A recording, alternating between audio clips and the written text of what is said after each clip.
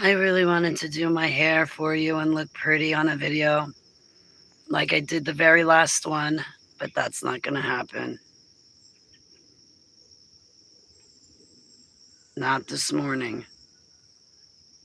I think everybody on a Sunday morning at 6 a.m. should be woken up to a loud crash boom, a dog running through the house, and drips of blood trailing behind.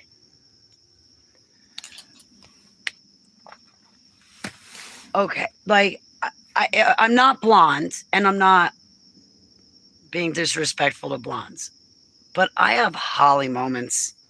Sometimes my Holly moments turn into months, then turn into decades. Between yesterday morning and this morning, I'm surprised that I haven't had a heart attack. This morning, like I no longer have my own place. I now rent a room from a homeowner, and we've turned this place into a safe house for me. Where I was in Stortsville, I was being stalked and harassed and all that other stuff, but without getting into that. So anyway, usually the homeowner takes their dog with them for the weekend. Well,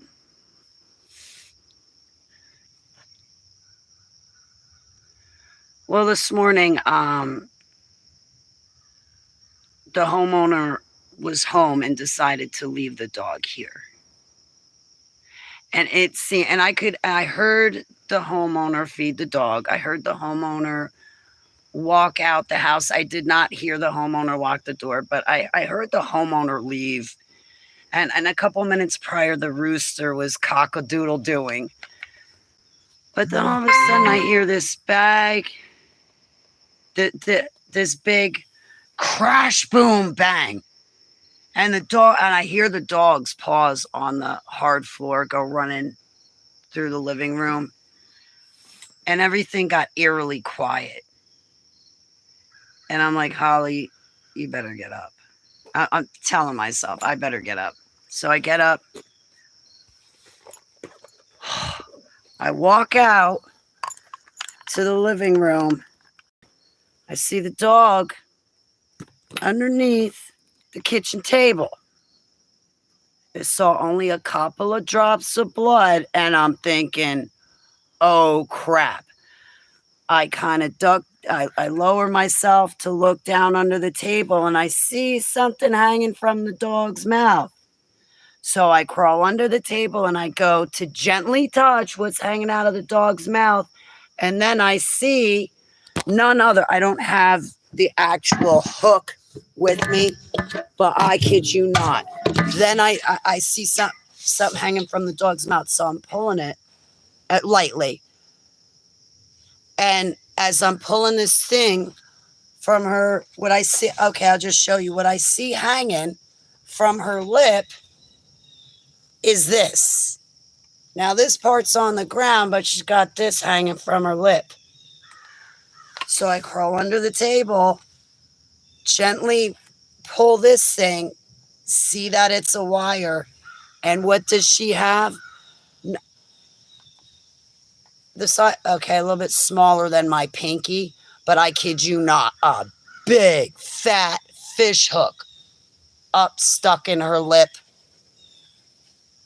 Like right across the lip, big fat fish hook. Like this, stuck in her lip. And this thing dangling.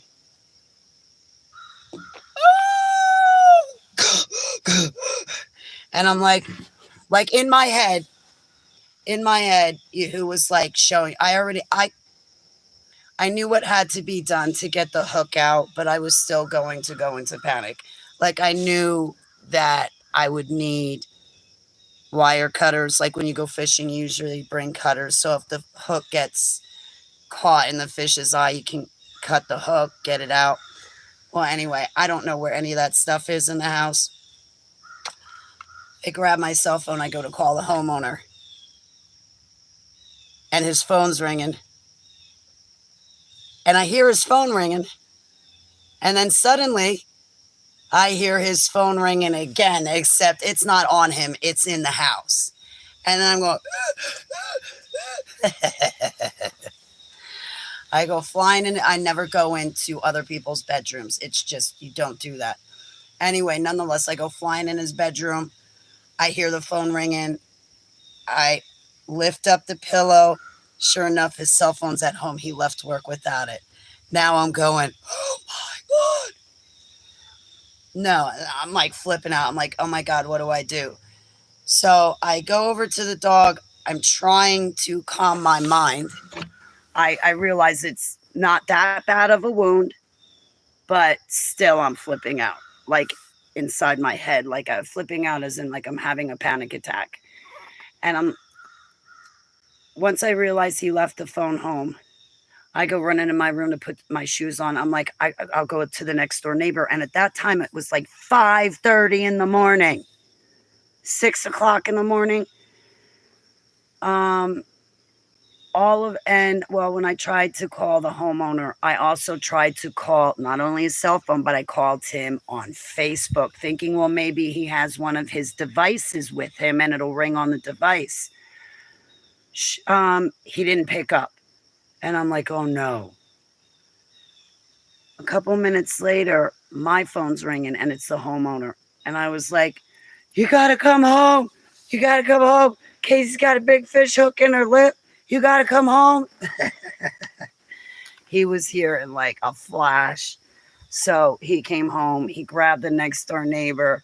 And at 6 o'clock in the morning, they're fishing a dog off a fish hook in the kitchen. Oh my gosh, who needs kids when you have dogs?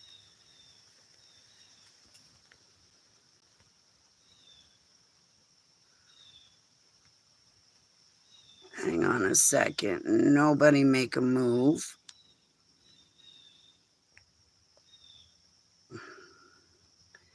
Chris Schroeder.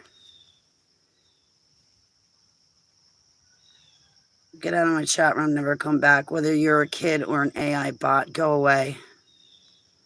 And you 847 Global. Get out of my chat room. You're either a kid or an AI bot. We've been through this a million times before. Get out. And whatever I'm doing is not your business.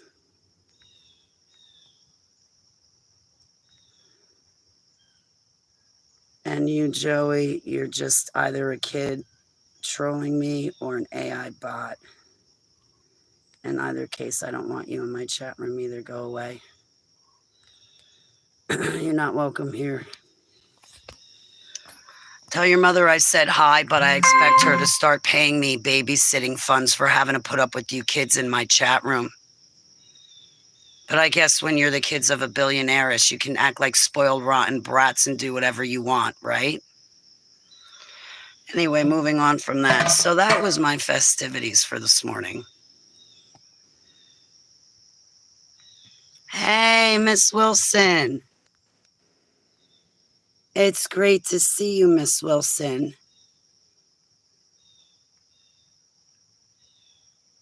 Report, okay.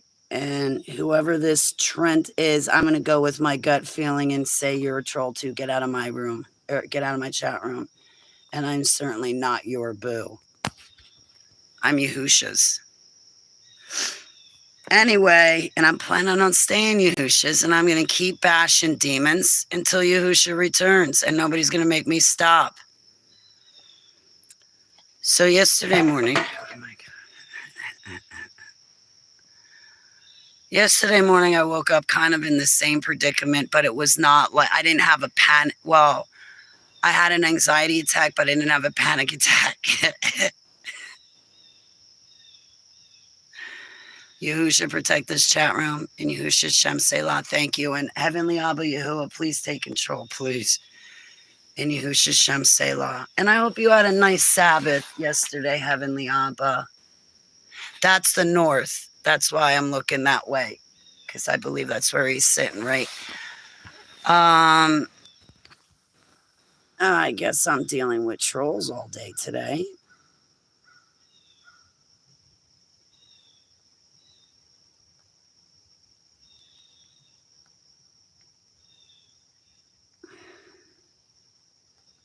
Not you, Miss Wilson. These other people that are in my chat room. Like, I just want them to get out. So yesterday morning was another eventful morning. 6:30, 7 o'clock. Tamisha, welcome. America. So yesterday morning, I wake up, I guess it's like 6:30 in the morning. I wake up, I go outside my bedroom door, and there was something off. I don't want to say what was off, but there was something off. And I was like, oh my God, no. I looked around the house, the dog's gone. And I was like, oh my God, what happened to the dog? The door was not properly locked. I wake up, I come out of my bedroom, and the first thing I see is the door's not properly locked. I looked around the house, the dog's gone, and I'm like, ah!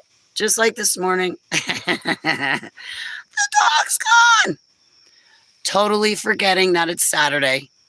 The dog's not here on the weekends. But I forgot Saturday morning that it was Saturday and that the dog's not normally here on the weekends. Well, that slipped my mind. So I go flying outside. I go running around the yard. You know, I'm over here by the chickens and I'm going, Casey! And I'm running to the other side of the house. Casey! And I'm running up that street. I'm over here by these houses. Then I go down a side street because there's a favorite place that I like to take Casey for her to splash around. And I'm like, Casey. I come running back down this street, past the house, go back up that street. Casey! 6:30 yesterday morning. And I'm like, you know what? I'm only half dressed. Let me go inside, get my car keys, put on some sneakers, and I better call the homeowner. This is important. His dog's missing. So I run inside, grab my cell phone. I text him, put on my sneakers. I run out to the car. And I'm like, you know what, Holly, this is an important matter. You better call him instead of texting him. So meanwhile, now I'm in my car, right? And I'm driving down the street. Windows rolled down. Casey! Screaming. I'm screaming. I'm thinking maybe the dog chased a deer down to the lake, and oh my gosh, and how am I going to explain this to the homeowner?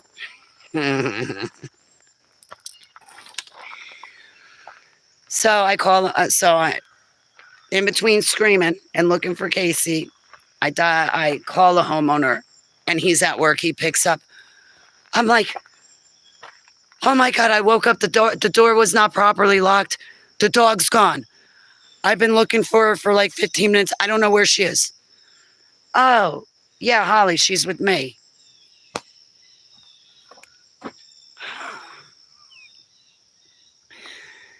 She's with you?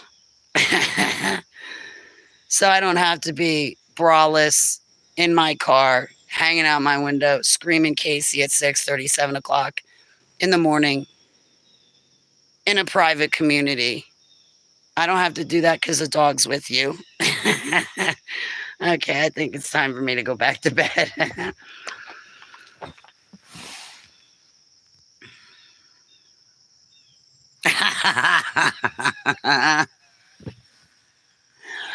I must have laughed about that for like 30 minutes after everything was done and over with, and I knew the owner had taken the dog with them. It was Saturday. That's where she usually is. I laughed. I thought it was funny. This morning, though, I mean, that's a big fish hook attached to a really heavy weight. Could you imagine having this hanging from your lip?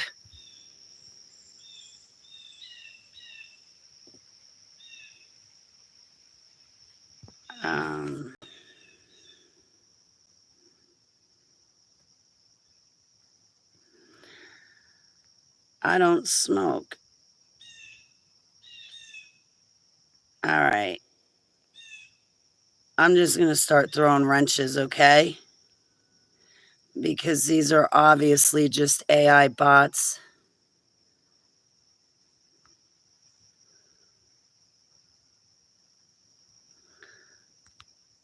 I'm sorry to the people I'm actually trying to speak to.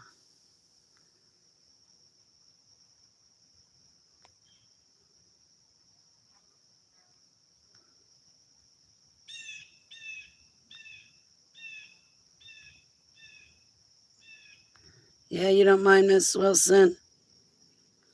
All right, if I'm wrong and I incorrectly block somebody, you can always email me. Let me know I made a mistake. Send me a link to your YouTube channel and I'll unblock you. If I mistakenly block you and you're a person and you're not a bot or a troll and I mistakenly block you, then you can email me and I'll take you off block and I'll even give you a public apology. But until then, I'm just going to keep throwing wrenches because I don't want you in my chat room. Yeah, look at that sucker. You want to see the dog? Mm-hmm. No, the dog's not welcome to come out with me. I need at least 3 minutes to wake up by myself without any major catastrophes. Yeah, you want to see the culprit?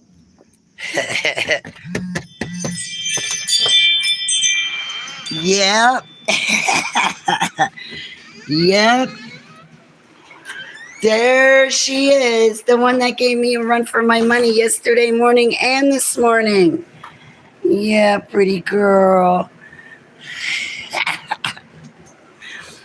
No. Aunt Holly's no. Aunt Holly's gonna go out and enjoy her cup of kratom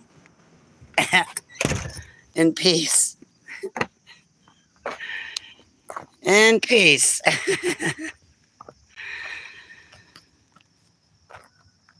She's innocent. Hey, purple star seed. She's innocent. I wish I had some purple haze this morning, man. I use medicinal cannabis. Excuse me. Excuse my comments. I stay away from prescriptions. Oh my gosh. Yeah, innocent. Man, I tell you. Who needs kids when you have dogs and other animals? That's what, look at that thing. My God. And that's the fish hook. Well, we cut it out of her lip, but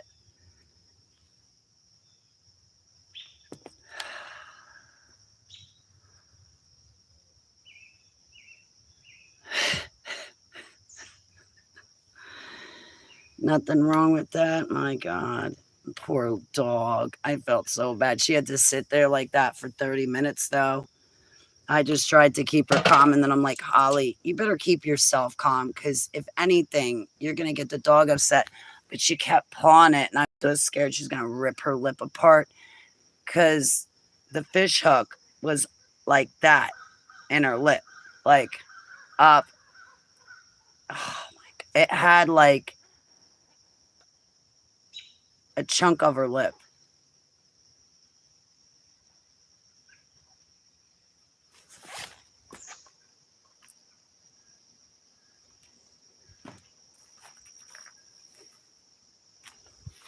It's starting to get towards the end of the summer. I got to be careful sitting outside because the bears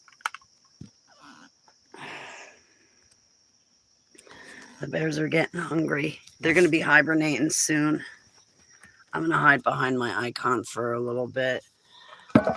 So, yeah, very eventful weekend. I'm hoping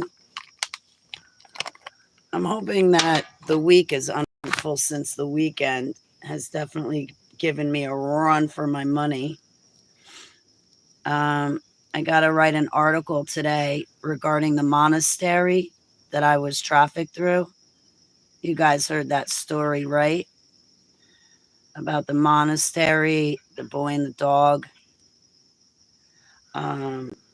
There's this monastery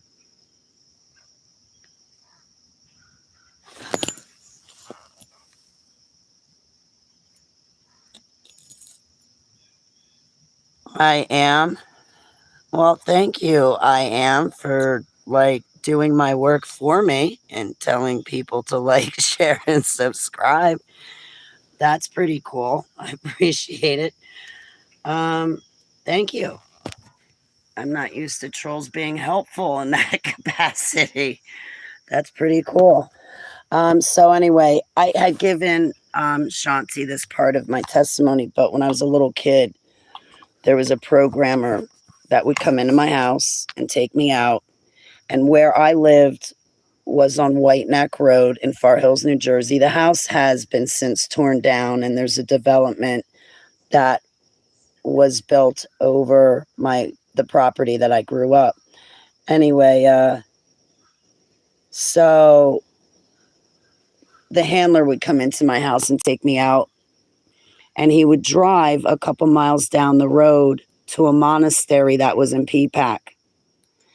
And well, I knew where he was driving me because my grandmother used to take me shopping with her, and I used to fall asleep in the car all the time. But on the way home, as soon as grandma would hit White Neck Road, the road we lived on, I would know the curves in the road, and it would wake me up because I would know that we're home. But anyway, so when the programmer would take me out, I was blindfolded. But inside my head, I kept pace of where he was driving me. Well, on one occasion, this one time at band camp, well, I kept track of where he was taking me in my head, and it turned out to be like 3-4 miles down the road. He had taken me to a monastery that was sitting on Blair's Lake in Peapack, New Jersey. I guess wealthy railroad tycoons used to own it. Then priests and nuns used to own this monastery. And the priests and nuns would say that the statues they had on the property were of the people who crucified Yahusha. I don't say the Jesus word. I say Yahusha, his Hebrew name, the way he heard it spoken. It's my personal preference. Plus, he told me his name, and I'm going to use the name he told me, and it's Yahusha. So the priests and nuns said that the 12 statues they had on their property were the people that pierced Yahusha's side. It was the 12 people that crucified him, not his 12 apostles.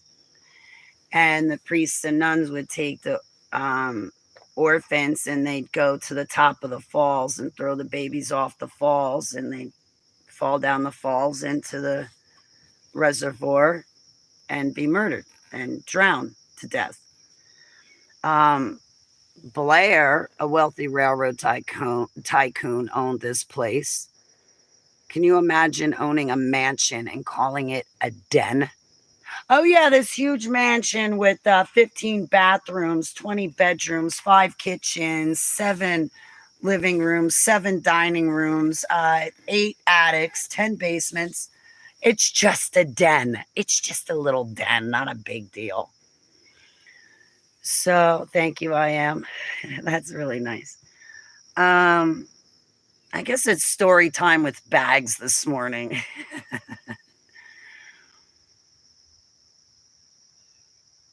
Where was I? I was talking about Blair's Den. Blair's Den. BLAIRSDEN. It's in Peapack, New Jersey. Well, there was this programmer. I'll never mention his name because he's still alive. I fear for my life. I do not want him to come back and terminate me. And he's only actually, I'm in New York State. We live in the same state now. I'm not going to give some of these programmers any reason to come back and talk to me. And they're not going to come back and talk to me. They're going to come back and terminate me. And terminate means murder, assassinate. So anyway, this programmer came in my house and took me out. And I remember pacing in my head where he was driving. And he took me to the monastery. And He brought me in through the front door, and then he brought me to the left into a room to the left of the front door. And that's when he pulled the hood. They had my head covered. They had a hood, a bag over my head. They pulled it off my head, and I looked around, and there was like 9 other kids with me, and the hoods were pulled off their head too. And there were a bunch of adults there, men and women.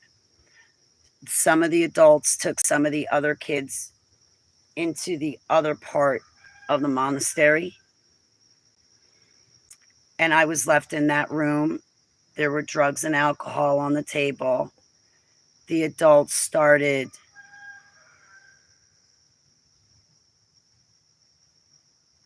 sexually touching the kids, having sexual relations with the kids.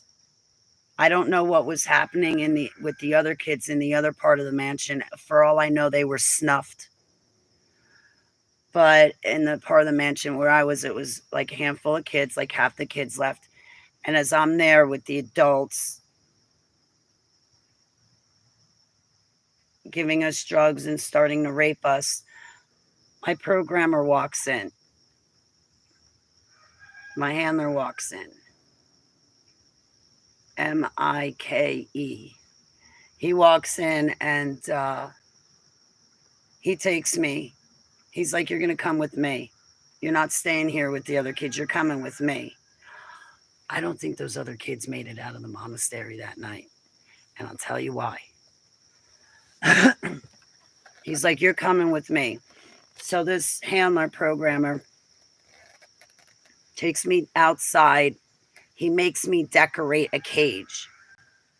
He tells me, "Go to my truck, get some rope and bring it to me." And he was by the cage. He had made me decorate it nicely. Now, I was at this monastery a few times. I'm not in my chat room right now. I'm not in my chat room right now.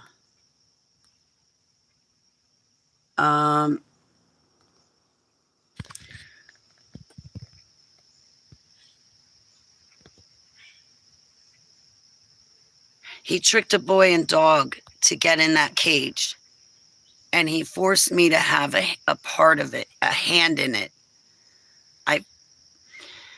He tricked the boy and dog. He tricked him. He locked the boy and the dog in the cage, and then he took the cage and he lowered it down into the lake, and then he started walking away. And I was following him, except when I was following him, I kept looking back at the lake and looking back at the dog and the boy that were in the cage down in the lake. And the handler screamed at me. He screamed at me something like, "Forget about the boy and the dog. Get in the car." But I couldn't forget about him.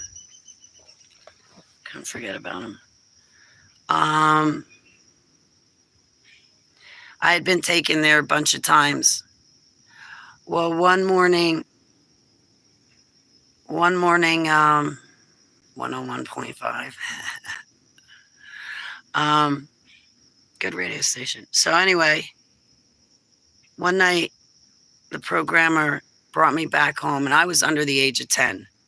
I don't know exactly how old, but I was real little. I was young. I was still in Liberty Corner Grammar School. So it was either kindergarten, first grade, second grade, or third grade, maybe fourth, but I know it wasn't fifth grade. So I was still very, very young.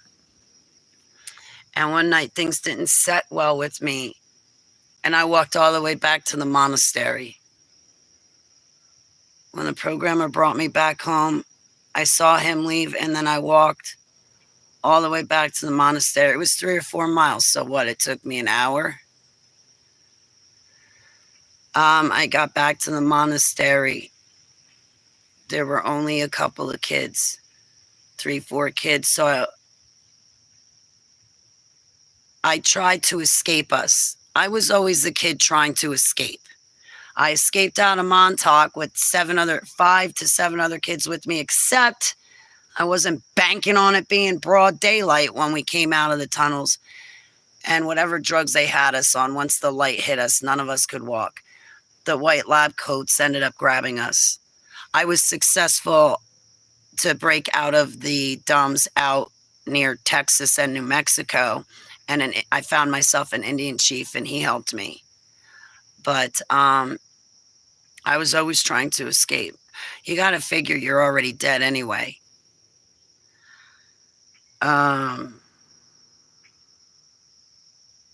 So I think it was like 3 or 4 kids, and we're walking from the monastery back to my house on White Neck Road in Far Hills. We were going from the monastery in Peapack on Lake Road, across Route 202 to the other side to White Neck where I lived. So anyway, I remember on the way there, we were trying to keep warm, and we were singing Over the River and Through the Woods to Grandmother's House we go.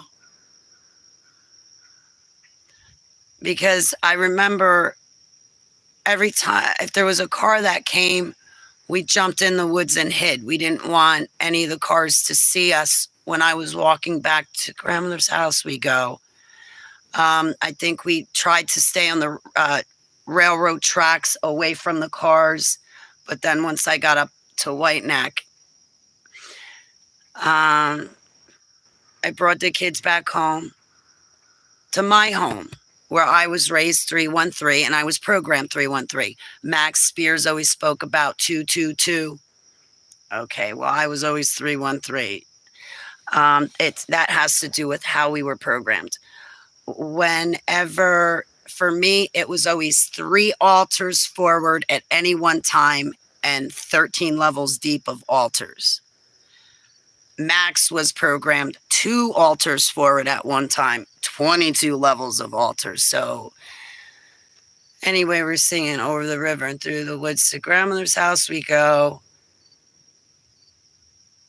And they came back, and we were sitting at my kitchen table, and Grandma was cooking. But Grandma seemed to look like she was in a weird trance. She made a phone call to say, I got these kids here. Holly brought these kids. She hung up the phone and she started cooking. And me and the kids are sitting at my table. And then all of a sudden,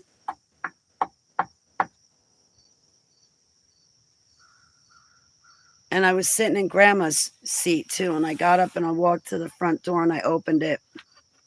Now, I always thought it was a mother to one of the other children that I was in the programs with, but I'm incorrect. It was a programmer. It was a woman programmer.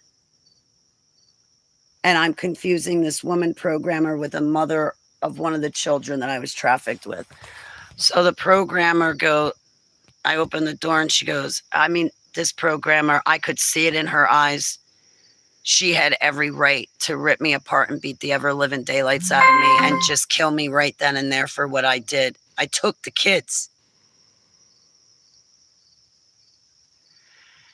And instead of killing me, beating me dead, she said, Holly, you can never do that again.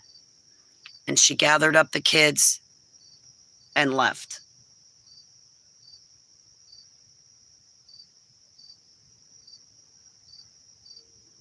I don't know that I've ever seen those kids again. Not that group of kids.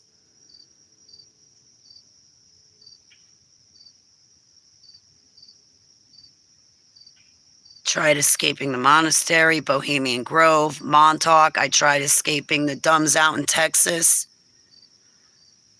Shoot, man. You would have too. You're already dead when you're in those cages. What have you got to lose? Shoot, even a little kid of 7 years old can figure out that much.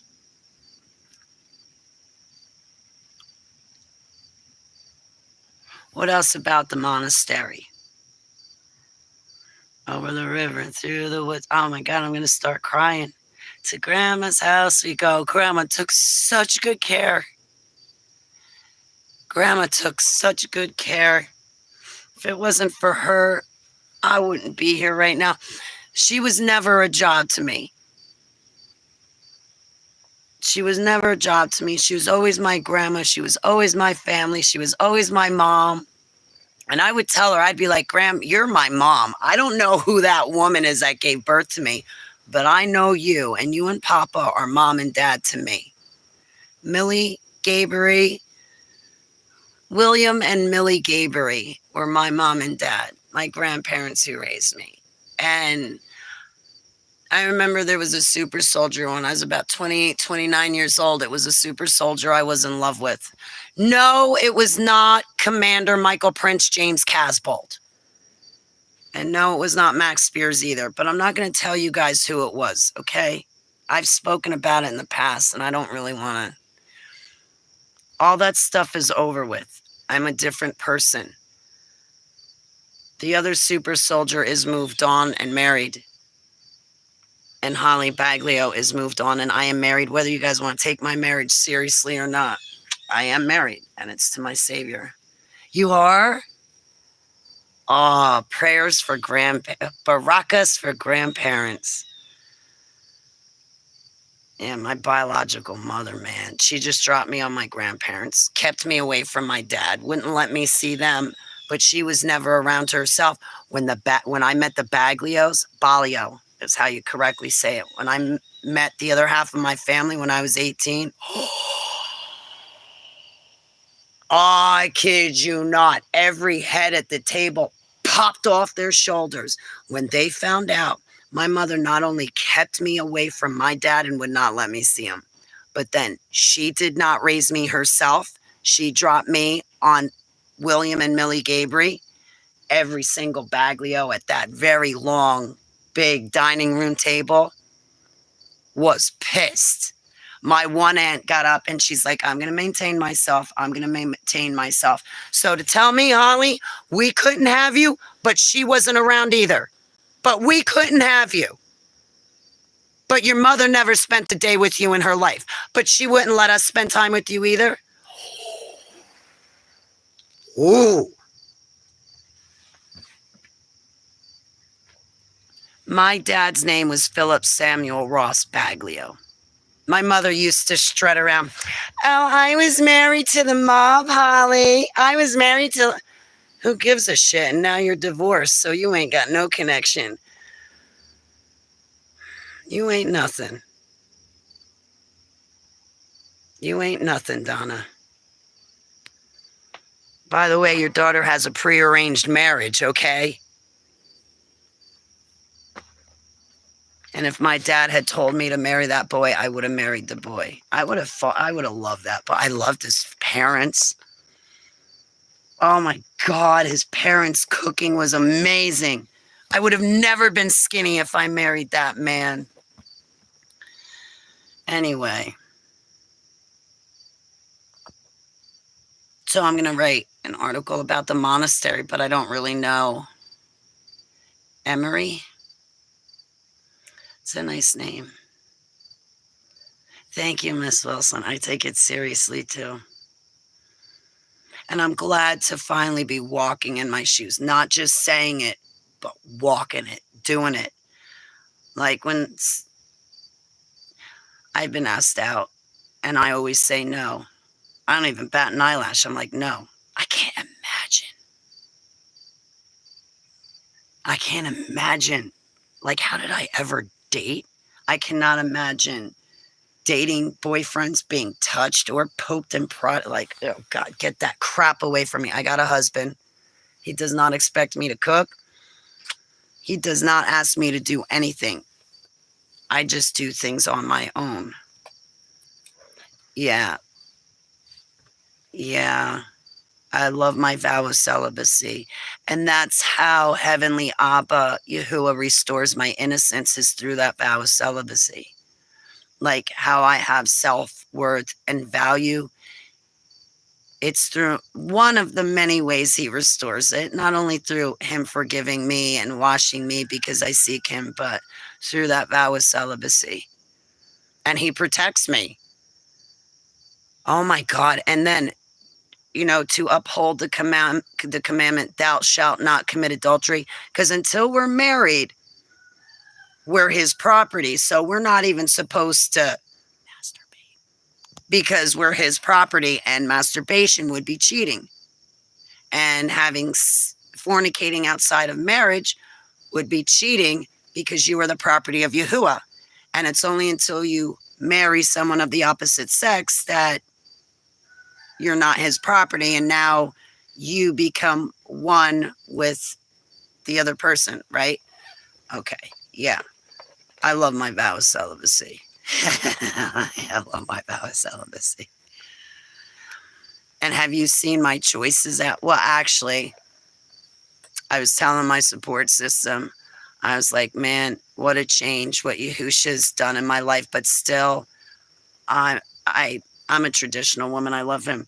I was telling my support system the other day, I went from drug dealers hitting on me to doctors hitting on me. At least the value of the guy, the worth of the guy, the value of the guy is going up, but I'm not interested. Yeah. So like that dude that collapsed my lung, like he and those people actually think I'd want to stay with that. Why would I want a drug dealer when I can land doctors? That girl he's with a patch of hair. What's her name? Marissa? She's got a patch of hair. The rest of her head is shaved. And she's what, in her 30s with a couple of kids? She's not pink. Anyway, she did me a favor. She can have the drug dealer, the woman beaten drug dealer. But I want my marriage to Yahusha. I renounce that. I renounce hormones, desires, all of that stuff. I'm especially on the lookout for that lust demon too, because I can't tell you how many times in the past that lust demon came along trying to make me think it was love, and it wasn't. But I like my life a lot better now. It's quiet. I don't have a migraine headache or a pain in the ass. I don't want it. And if I were to have a relationship with another human being male, it would have to be done the right way, or I would not have a relationship at all. But here's the thing. I don't want any other human being male. I'm not interested in any of them. There's none of them out in the world at this moment that I want, and there's never going to be a human male that I want, ever. I know myself. I've seen how I've been over the past 11 years. I want Yahusha. That's all I want. I want my perfect man. My perfect man is Yahusha. His name is not Dave. His name is not Jamil. His name is not Julio. His name is not Mark. His name is not Rob. His name is not Matt. His name is Yahusha Mashiach. That's the only perfect man I want, and I'm so happy with them. And I really don't like when human being males hit on me or touch me. It's rude and disrespectful, and immediately I think in my head, Yahuwah, when we're on Judgment Day, you better judge them for the prick they are and put them to your left, because only your sheep go to your right. And any guy disrespecting my relationship to you obviously is not your child or your servant.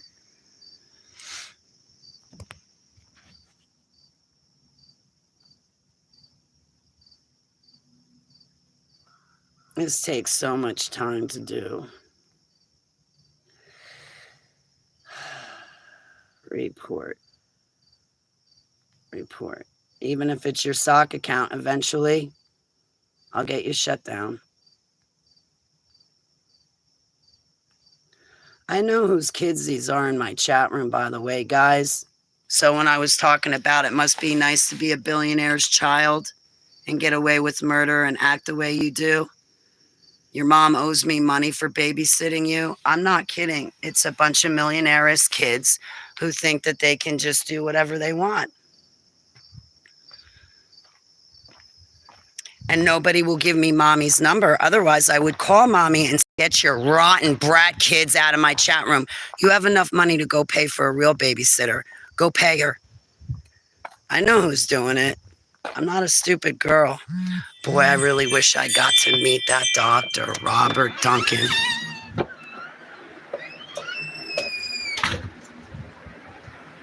I could have added to his research. Man, can I tell you secretly, deep down inside, I want Dr. Robert Duncan to be alive.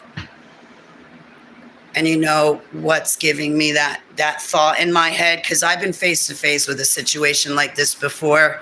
Somebody's, oh, they're found dead in their house. They're found dead.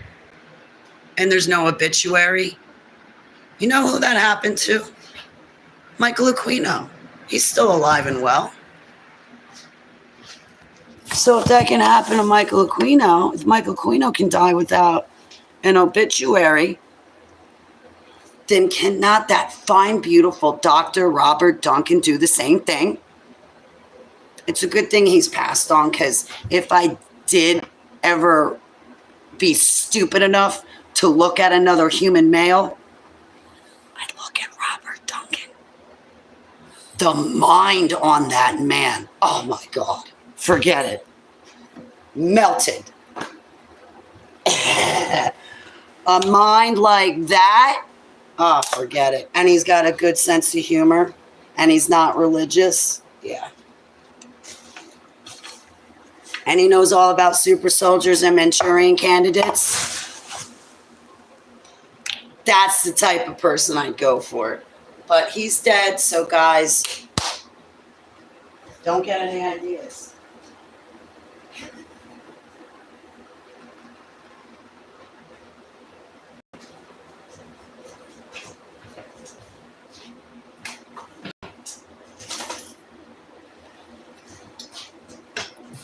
Really smart men, like really smart men, are really attractive. Nice guys. You know, the ones that finish last, they're the attractive ones. Boy, had I only known that during the first 40 years of my life, I would have been in a much better position right now. Yeah, your lips still feel a little awful. Huh? Yeah, your friend was outside looking for you, honey. Don't look the floor, honey. Oh, my babies. I mean, you're not my baby, but you're my baby. I don't own you, but you're my babies. Belly rubs. I can't believe you this morning, Casey. You poor doggy. Too curious. Curiosity kills the dog. Never mind the cat. Hey, it's Golden Coin. On full charge, buckle up.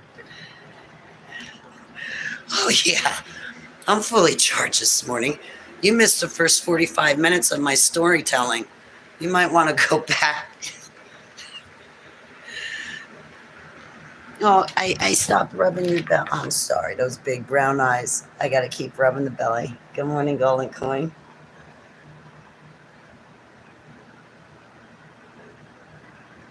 Yeah, so Casey got into the closet snooping for food. But in the closet, we keep fishing gear. So Casey, the threat go back? Wait, what? What are we talking about? Now I'm confused. What are we talking about, Golden Coin? Is that a threat? Go back? No. I would never threaten you. I like you. Don't tell anybody else I like you, because I threaten them because I don't like them. But I'm not going to threaten. I'm kidding. So let me show you. Yeah, okay.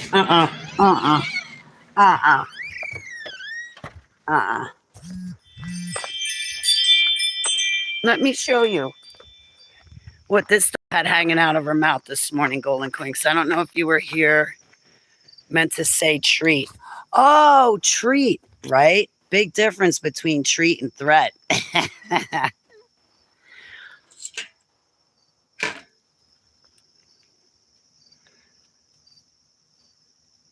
See this thing? The dog had it through her lip.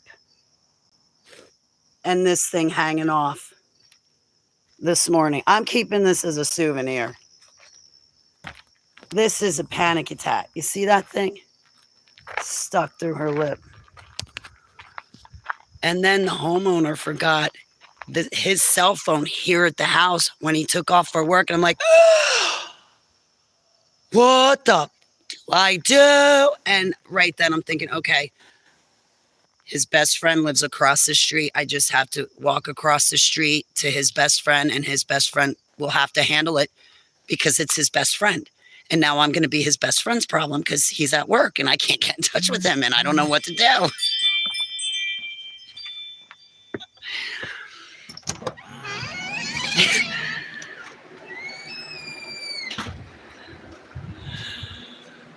Poor baby is right. Yeah, poor baby. Poor big baby. Yeah, that's what you had hanging out your mouth this morning, right? Yeah, the wire with the weight on it. I caught myself a doggy whale. Yeah, there are such things as doggy whales.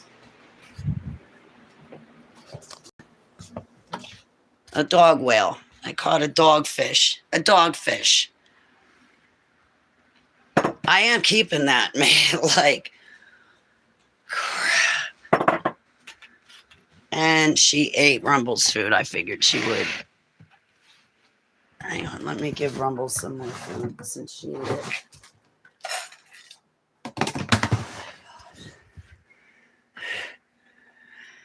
Yeah, she is. She's a good girl. She's a really good girl. She doesn't have a mean bone in her body. She's just a sweet dog. Sweet, sweet dog. Like, even if you tried to make her mad at you, you would be sitting there trying for 45 minutes. She's just a sweet dog. Where is she? Oh, you're in your cage? Good. Stay there. I'll let you out. Look at this big bag of kratom. I bought this bag 2 months ago. 2 months ago, and this is all I used was a half a kilo of kratom. I usually go through a kratom a kilo a month. I took some time off my kratom just to see if I could do it. Oh, I could, but I didn't like it.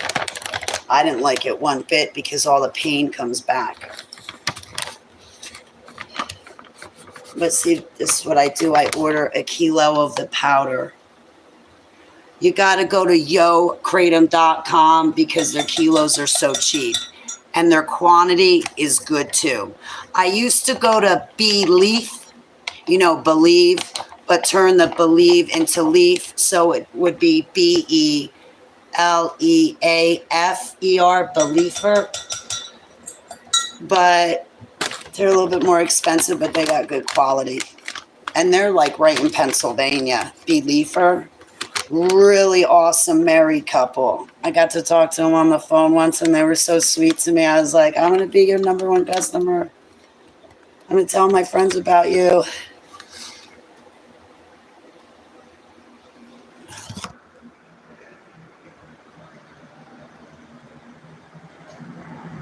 All right. I'm taking the easy way out. I'm just hiding you. All right. Typically for wrenches, they come in 3 at a time. Just so you know. Did I see Aaron? Good morning, Aaron. Oh, I want to get back to your emails. I didn't do that yesterday. I didn't get back to anybody yesterday.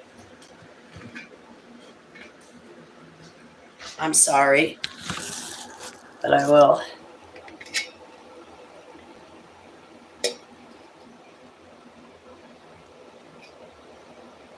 Aaron, I have a lot of memories from the past that I don't remember.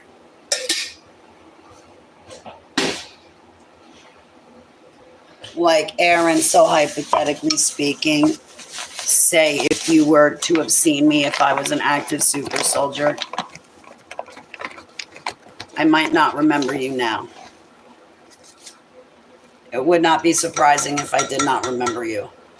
I'm still trying to remember just what happened to me, let alone the other people around me. Okay, Kratom is not addictive to me. I've been using it since 2019. I use it for pain. That's it. I'm a pain management patient. I used to be on pain pills. I quit them. I use medicinal cannabis to come off. I still have pain issues. I have widespread physical pain issues that are, it's not mental pain or emotional pain, it's physical pain. This gets rid of it. And when you use it properly, it's a lot safer than any pill that you could possibly take.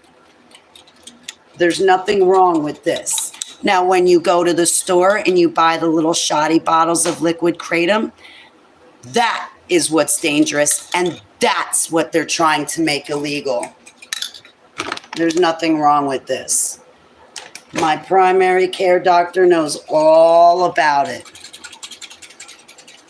Now, when you're fully disabled and a pain patient like me, and you have to decide what decision to make for your health, then you'll understand things better. But until you're fully disabled like I am, please don't give out advice to sick people. Like there's this person that goes around going, oh, Holly, your pain's all in your head. No, it's not. Rheumatoid arthritis is not in my head. The cages were not in my head. Where were you when I was being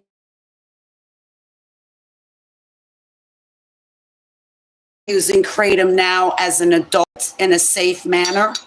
When you were not worried about me as a kid when they had me in the cage, where were you to tell me, hey, Holly, get out of that cage. It's dangerous. Now, all the pain from that is what I'm dealing with today. Don't judge me.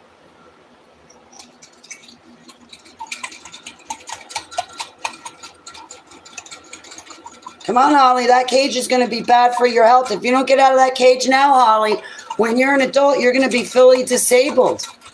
They're going to judge you when your doctor gives you Percocet. They're going to judge you when the hospital gives you Dilaudid. They're going to judge you when you come off all of that stuff and choose to use only medicinal cannabis and kratom. Shoot, Holly, they're going to judge you for everything.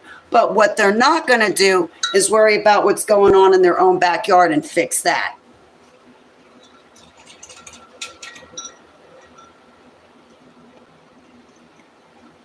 I know I look like I'm 20, but I'm a 50-year-old woman, and I was not born yesterday, and I'm not stupid.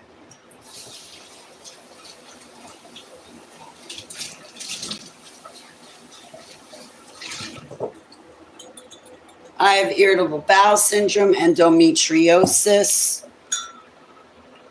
I got a slew of health problems, and I'm fully disabled, and I'm not sitting here in pain just so somebody else can feel better. Holly, I don't like it when you take kratom. Good, because it ain't you taking it. So don't you worry about it. I didn't see any of these people that worry about me now. Where were they back then? Where were you during my deprogramming? Then don't you worry about me now.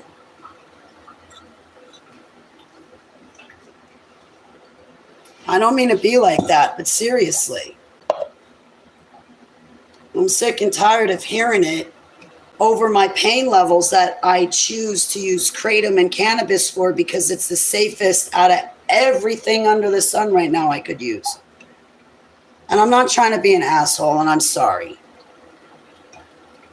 But I'll tell you what, so many people come in here trolling me, nitpicking me, but they never talk about themselves. They just keep pointing fingers at me, telling me how, oh, you're not doing it good enough. You're not doing it right. And if I were you, I could do it better than you. But they never came from a cage.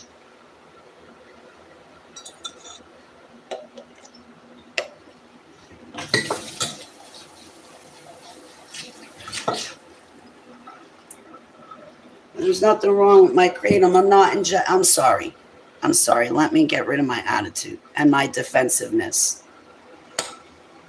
I apologize. I'm sorry to you.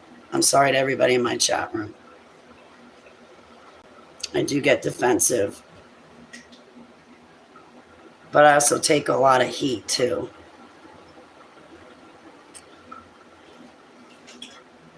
What my goal is, I'll tell you my goal is to get back into gym and going back to the gym, build back my weight, my muscles. Ultimately, I want to get back into martial arts training. And when I get going to the gym and I'm working out and I'm building back my body, I'm naturally going to come off of this. I'm not going to need it. So ultimately, my goal is to never need kratom or medicinal cannabis or anything. I am working to an end goal. I'm not there yet. I praise Yahuwah because it was his power and his strength and him that got me off the 33 prescriptions. I don't take pills. I mean, I'll take vitamins, but I don't take prescription pills, not unless it's antibiotics and I have to. But I stay away from the doctors and the pills and all of that stuff. But ultimately, I want to come off of this. Hey, prodigal princess. No, but I shouldn't be defensive. And I'm sorry to you in my chat because I can be a jerk and I'm sorry. But honestly, though, like the way I make it, that's all the kratom powder, right? The coffee filter catches it, so I'm not ingesting the powder. And it's only the powder. When you go to the store and you get those little shoddy bottles, you can tell they're putting something else in it because even when you drink it, where the little bottle touches your lips go numb. I can't take the stuff in the store anymore. I cannot use the little shoddy bottles in the store anymore. The other week first of all, I took a break from the kratom for about a week just to take a break. I just wanted to take a break, I don't always want to take medicine. And anyway, I woke up one morning and I was in so much pain. I was like, I'm too lazy to cook my kratom tea. Because my kratom tea, it's 1 dose of kratom. Sometimes I'll make it like 3 doses in one. But I make it at home. I make my own little shotties at home. Thank you, Antonio. I love that name. Thank you, Miss Wilson. So, what was I saying?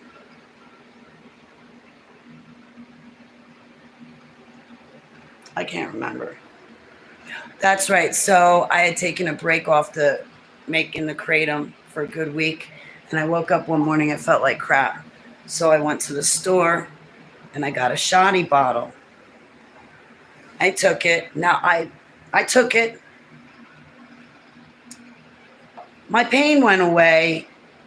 But then I noticed once it took my pain away, like 15, 20 minutes later, it took my pain away. But then all of a sudden I felt, I feel sick. I'm going to vomit. Like, it felt like something came over me and I wound up vomiting. And then for the rest of the day, I was sick. I felt like hell for the rest of the day. So I can't get those. I don't get those shoddy bottles from the store anymore. No, even the capsules from the store, I don't even buy them because what are they putting in their capsules? So like I buy the powder from yokratom.com, get a kilo for $60. I have a little pill making machine. I used to make my own capsules, but it's just easier to drain out the powder because when you ingest the kratom powder, it goes out the same way it went in. So if it's going to do that, then I may as well just strain the powder out. I don't ever feel any detox or withdrawal if I don't take the kratom. I just get sick and tired of taking it, you know.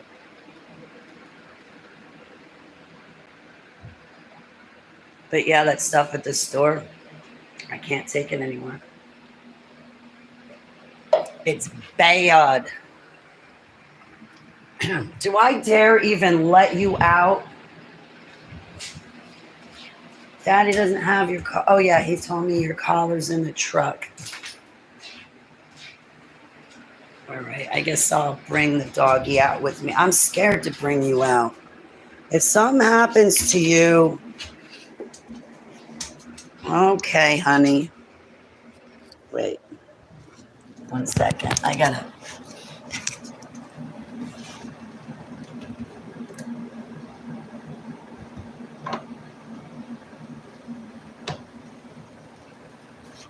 All right.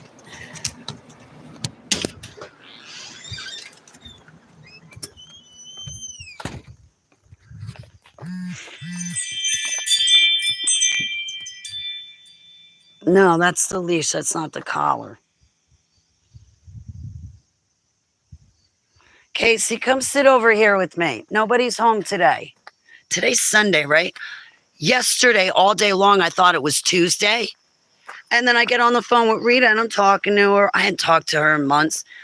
And she said something about, oh, Shabbat Shalom. I'm like, it's Tuesday. She's like, Holly, it's Sabbath. I'm like, no, it's Tuesday. Holly, it was a Sabbath. I did obey the Sabbath. I didn't screw it up. I did not.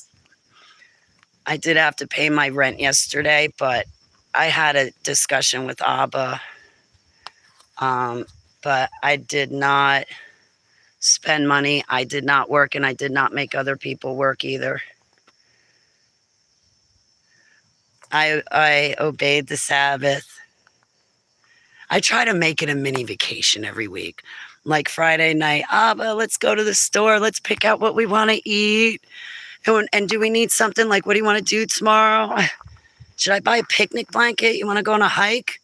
I'm never doing that stairway to heaven again. Not unless one of you people come and hang out with me. Will I ever walk that stairway to heaven again? I want to find another hike that I can take you guys with me on, but you know, like carrying a camera like this gets tiring after a while. And that's what I did for the I tell you, that stairway to heaven was not a hike. That was more like beginner rock climbing than it was a hike.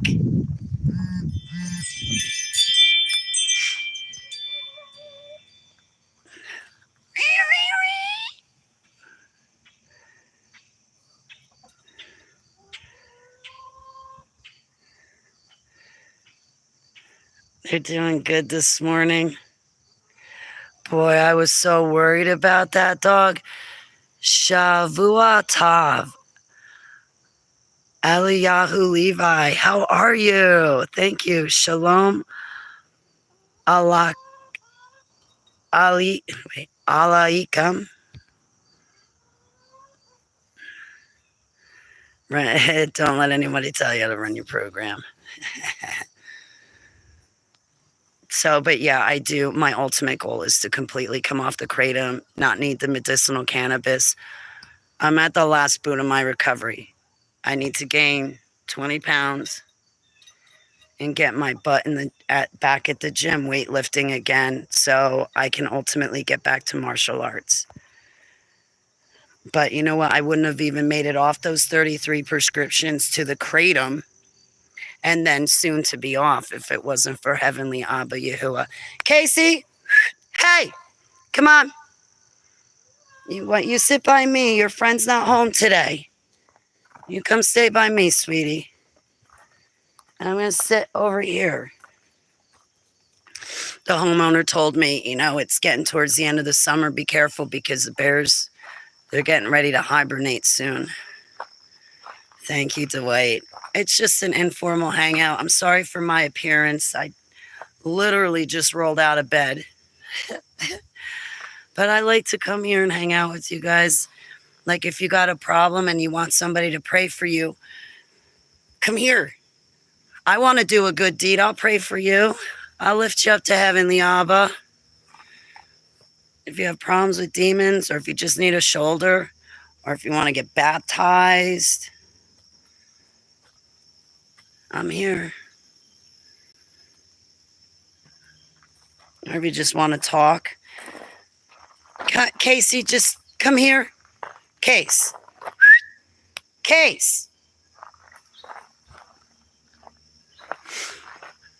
Scroll back and listen to the beginning. Through that as a kid. Just hang out. I'll leave the video up for a while. But trying to think of what other stories I could tell you. I'll talk about anything.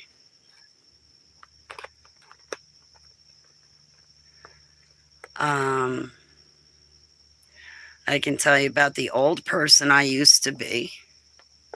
But I'd rather focus on all the stuff that Abba's did for me that turned my life around, you know? I am going to hide behind an icon for a minute. And I'm not trying to be rude or inconsiderate.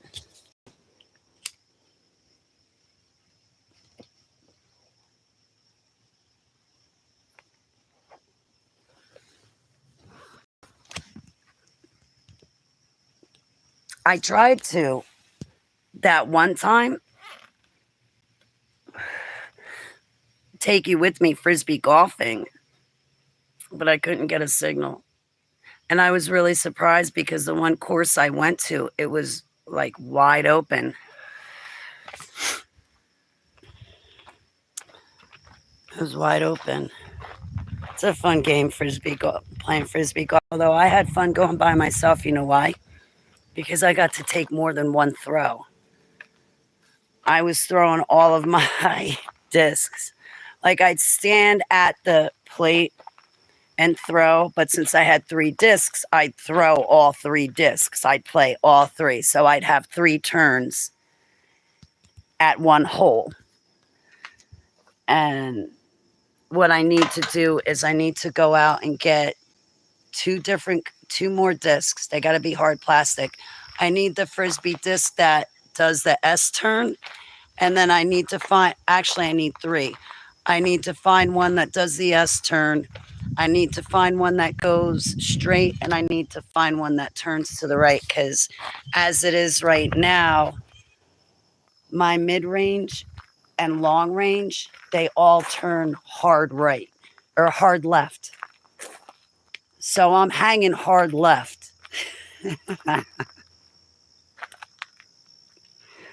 I need to go get some other frisbee discs so I can straighten myself out and stop hanging hard left. But that's a fun sport, frisbee golf. I was hoping I could play the game and meet some people. Gaming, Ethan and Seth. What did I tell you guys earlier in this broadcast? And where's number 3? Or is Dwight number? No. Hey, Joe.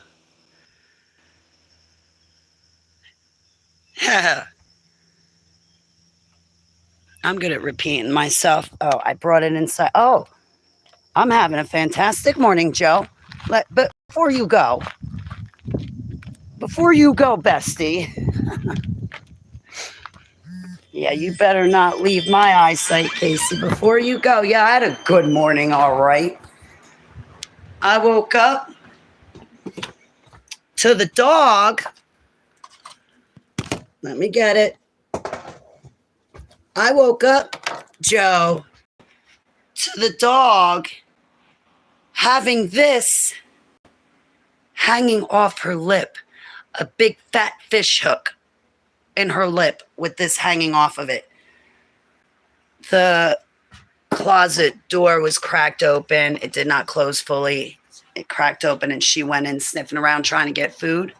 Oh, she got more than she bargained for because she started sniffing around. And we keep, because I fish too. Not only a fisher of men, but I fish for blubs. But we keep our fishing equipment in there.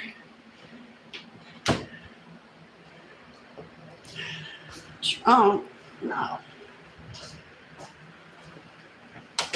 There's no Trump flags here. Well, I think the homeowner likes Trump. I'm a little bit disappointed with Trump, but that's a personal thing I'll deal with. I gave Trump my testimony about the presidents back in 2018 during his first term. I told him about Bush Sr., Jr., Barry Obama, Hillary. I did not get to tell him about Joe and Hunter, but I gave President Donald J. Trump my testimony back in 2018 on Twitter. Pamela Perry was there. I was interviewing with Tiny Mercado, and Angelina, my other friend, was there. And President Donald J. Trump. He told Tiny and I, girls, keep up the good work. You did a great job. I have screen flashes. I have screenshots of it. And I posted up those screenshots. So just scroll through my stuff and you'll find it. I'm not lying to any of you. I am who I say I am. Another thing, when I'm fully disabled, to prove that I am actually a super soldier. You want proof? Well, sorry, guys. I didn't think to bring my cage with me when they decommissioned me. When I applied for full disability in the year 2004, I got sick in 2004. I applied for full disability in 2005. I was not awarded full disability until December 2013. 2013, everything happens in Decembers. December 2011, December 2013, December 2014, December 2022, always in December. It took me 8 years to get my full disability benefits. Everybody and their brother, including illegal aliens, it takes them 1.5 to 2 years to get their full disability. SS, I'm not talking about supplemental income. I'm talking about full disability benefits. I had to fight for mine for 8 years. Go ask these people online that say, oh, I'm a super soldier. I'm a targeted individual. It's all about me, me, me, me, me. Go ask them how long it took for them to get their benefits, disability benefits, any benefits. If they got their benefits within the certain amount of time, like for full disability, it'd be 1.5 to 2 years, maybe 2.5 years, but you would have your full disability in under 3 years. You go talk to these people online that say, oh, I'm a super soldier, I'm targeted, I'm this, I'm that. I fought 8 years to get my full disability because the government did not want to give me my money. I am who I say I am. Go ask Randy Kramer. Randy Kramer, you know Randy Kramer? It took him 8 years to fight for his full disability, and the reason why is because he was used as a super soldier too. And these people online, if they say, oh, I'm on disability, but I'm a super soldier like Holly, ask them, how long did it take you? And the other thing is tell them to show you their paperwork. You want to see dates. When did they file for disability and when were they awarded it? Because you'll see my paperwork. I filed back in 2005, 2006, and I did not get my disability until December 2013. Why did I have to fight over 8 years? Because I really am a super soldier. I'm not lying. I'm the real deal. I'm not like Tori that has to go around stealing other people's testimonies to pass it off as her own. I'm not like her lover, not her mother, that steals Kathy O'Brien's testimony, trying to pass that off as her own. I'm the real deal. I'm not lying. Oh, and as far as that Sergeant brags, I'll tell you more truth. I don't appreciate it, you coming around here trying to get my phone number and trying to get my address, trying to rub elbows with my support system. I don't like it. All that stuff with Max Spears' ex-girlfriend, SRA. And there's Sergeant Braggs. Oh, she's emailing me because she heard what happened in your chat room, Holly. And the reason why she heard is because she's got watchers. Hey, Braggs. That's a really weird name. Why Braggs? Do you brag a lot? I don't. I'm a very humble person. And Braggs was telling me how SRA, is emailing him about him talking to me. Well, he needs to just stay emailing her. So he's rubbing elbows with her, coming in my chat room and then saying, oh, yeah, Holly, I'm one of the 3 super soldiers that came back for you in 2011. Oh, yeah, Holly, I'm this and I'm that in your life. But he won't send me an email. My email address is hollybaglio@myyahoo.com. And it better be my Yahoo and give me my incoming emails because Proton and Gmail won't. Why do I keep saying what I'm saying? It's the words. hollybaglio@myyahoo.com. And it better be my Yahoo and give me my mail. Don't forget the my Yahoo. Don't forget the my in front of my Yahoo. It's hollybaglio@my Yahoo. Because I pace. Duh. Like, I don't sit still.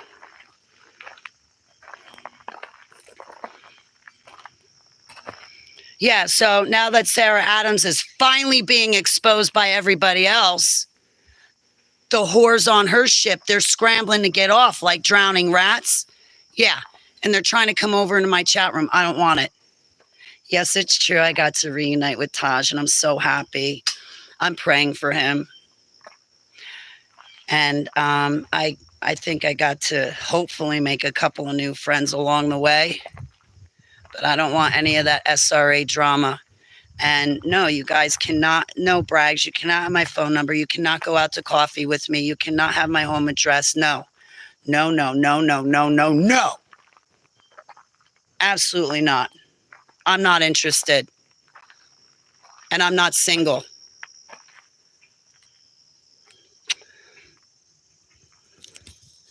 Yeah, so I think that's why he's been popping up. And he can take his magic and go somewhere else. Remember that day I said, hey, Braggs, you know, Abba's bringing you to my attention. He's bringing you to my attention.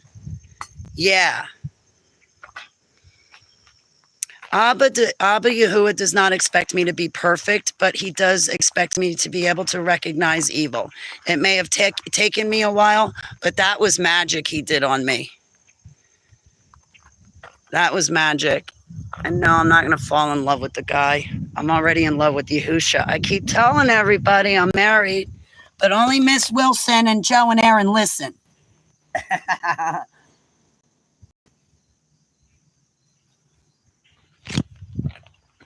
I don't like when people play games with me. And I'll be honest, if he's the same person that was emailing me years ago, I'll be honest, the reason why I did not give that, if it's the same guy that was emailing me many years ago, saying that he was a super soldier, the reason why I didn't respond was because I thought he was hitting on me and I'm not interested. I have a vow of celibacy. So I'll tell you the truth. I have a vow of celibacy and that's why I never, yeah, he may be cute. Come on, you guys said yourself he's cute. Nonetheless, no, not for me. Not for Holly. Yahusha's for Holly. That's how I deprogrammed from MK Ultra, but I purposefully, with my free will, chose to reprogram myself to Yahusha. I'm willingly reprogrammed to Yahusha, Yahusha, Yahusha. Thank you. And I mean, what? You want to find out what I live, where I live for what? You want to steal my little cubby hole? I mean, look, I come from luxury. This is the lap of luxury. I should be on Robert Leach's show. Lifestyles of the Rich and Famous, right?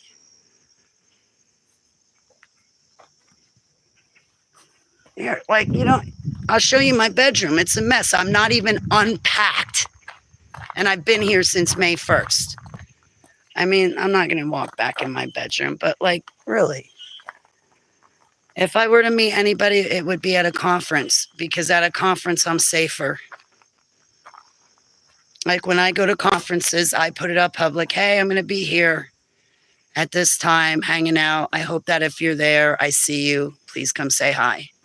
But I haven't been to conferences in a long time.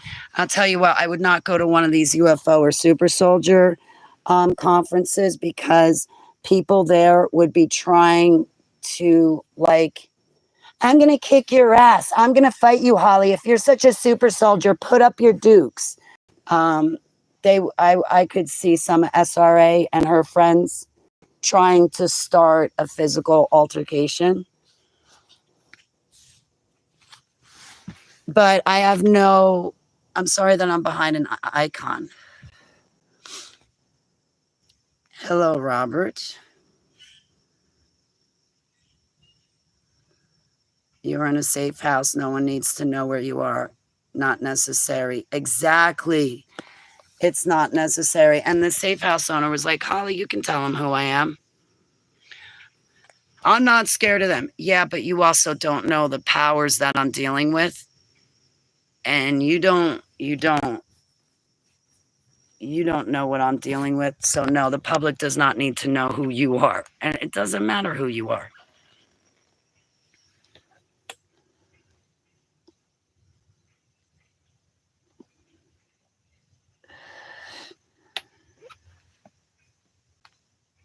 But I'm not being controlled. I'm not being programmed. I'm just in a safe house. I'm in a safe place. Back in Stortsville, I went to the Citgo to get my gas pumped, and the gas pumper, Shane, followed me home, followed me to Walmart. And then he sat outside my house for 3 months in his car and his mommy's car, watching my apartment. I got pictures of him. I called the cops. And as soon as the cops spoke to Shane, he stopped doing it.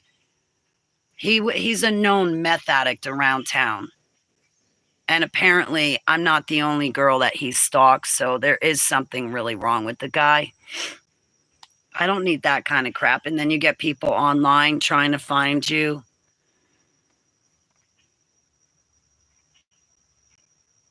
Like, for what? I'm right here. We could do a private video call if you want me that damn bad. I'll talk to you for 3-4 hours like I do some of my other friends when they catch me. That's the other thing. I got to really answer my emails. But when I answer my emails, I spend time with the people, you know? So that's why I'll only get through one person in a day. It's because that one little short message turns into a big conversation. Tammy's Crochet Corner.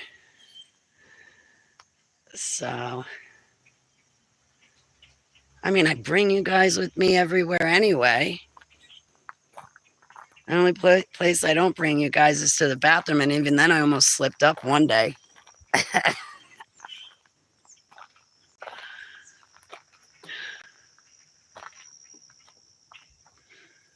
Yeah, there was one day I was on, back when I lived in Stortsville, there's one day I was on a live stream just hanging out with you guys, and I'm talking and talking and talking, and I get up from the kitchen table, walk through the kitchen, go in the bathroom. I take the cell phone, I like set it down on the sink right on top of, like, you know, I set it down just like this, right? And then I go, oh my God, wait a minute. What am I doing? I brought you in the bathroom with me and I'm live on camera. Yeah, I have Holly moments. I'm not blonde. You're from Southern Ontario. Yahusha Barukas Tammy from Ontario. Wow. Canada's beautiful. I was trafficked through Canada, but even my grandparents, when I was a little girl, would bring me for vacation out to Canada. Hey, Holly, I think you have a beautiful name, Holly. Honestly, I think you're like the 5th Holly in my entire life that I've ever met. I kid you not. I know a Holly on Facebook. I knew a Holly at Tequila Joe's. I knew a Holly in high school. Okay, so you're the 4th Holly.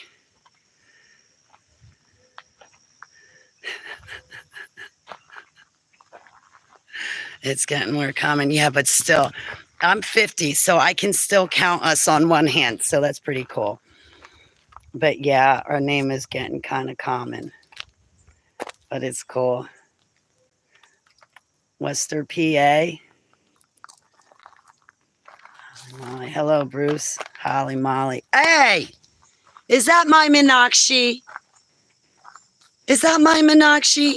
If that's my Meenakshi, I gotta tell you, Joe and I have been missing you, Meenakshi. But only one Huli. I am the Huli. It is me. I am, yes. I am the Huli.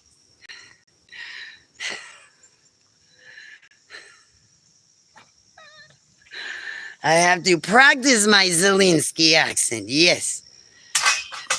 Instead of bombing Giza, I nuke the Huli.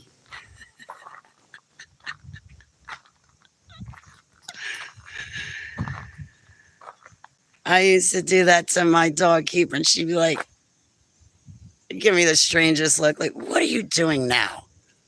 Yeah, kind of like what Casey's doing, giving me a strange look.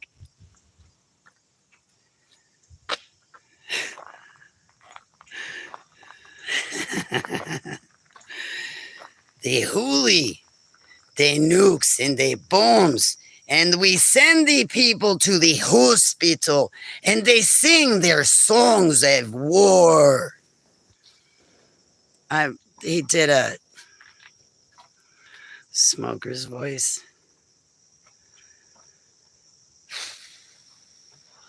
It's not just from smoking, it's also from allergies. Mainly from allergies. And if you're trying to insult me, it didn't work. I'm in a good mood and you're not stealing it from me. I'm in a good mood now that Casey's off the fish hook. All right, get out of my chat room. First, I'm reporting you. Nasty. Absolutely nasty.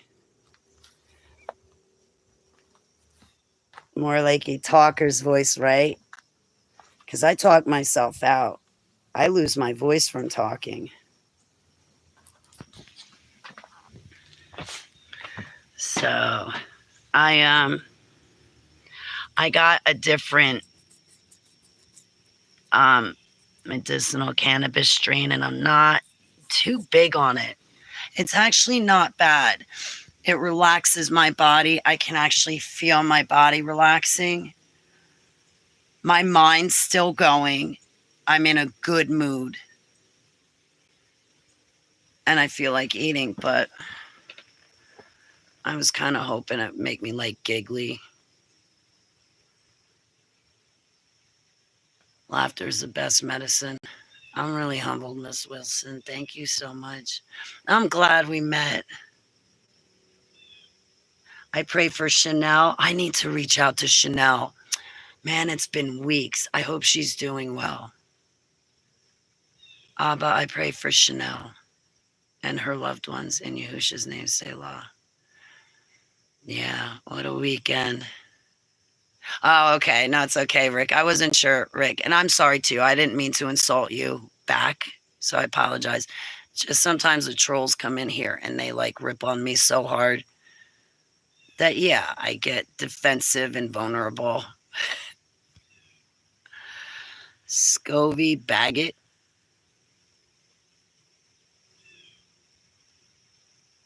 Yeah, it's, I guess, from smoking and allergies.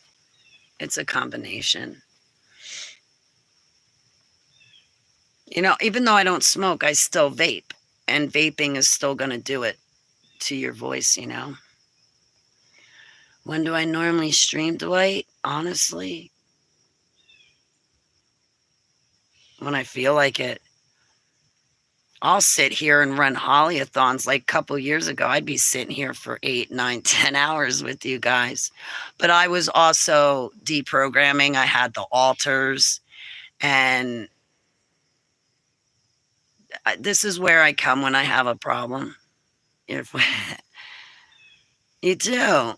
I used to be in South Carolina, York, South Carolina, on Sharon Road. I can tell you now because my friend that I had lived with, he's deceased. But yeah, I think, yeah, it was Sharon Road in York, South Carolina. I have my medicinal cannabis license. It's expired. I'm an ordained minister. I got a license to talk about God. I got a license to drive a car. I got a license for a motorcycle. And I got a license to use a plant. Meanwhile, honestly, back in 2014, Heavenly Abba said, I made the marijuana plant for you, Holly. Go use it. And I use that to detox off of all of my medications, but also stay off the prescriptions, which was so important. I'm really humble. Thank you, Rick. Yeah.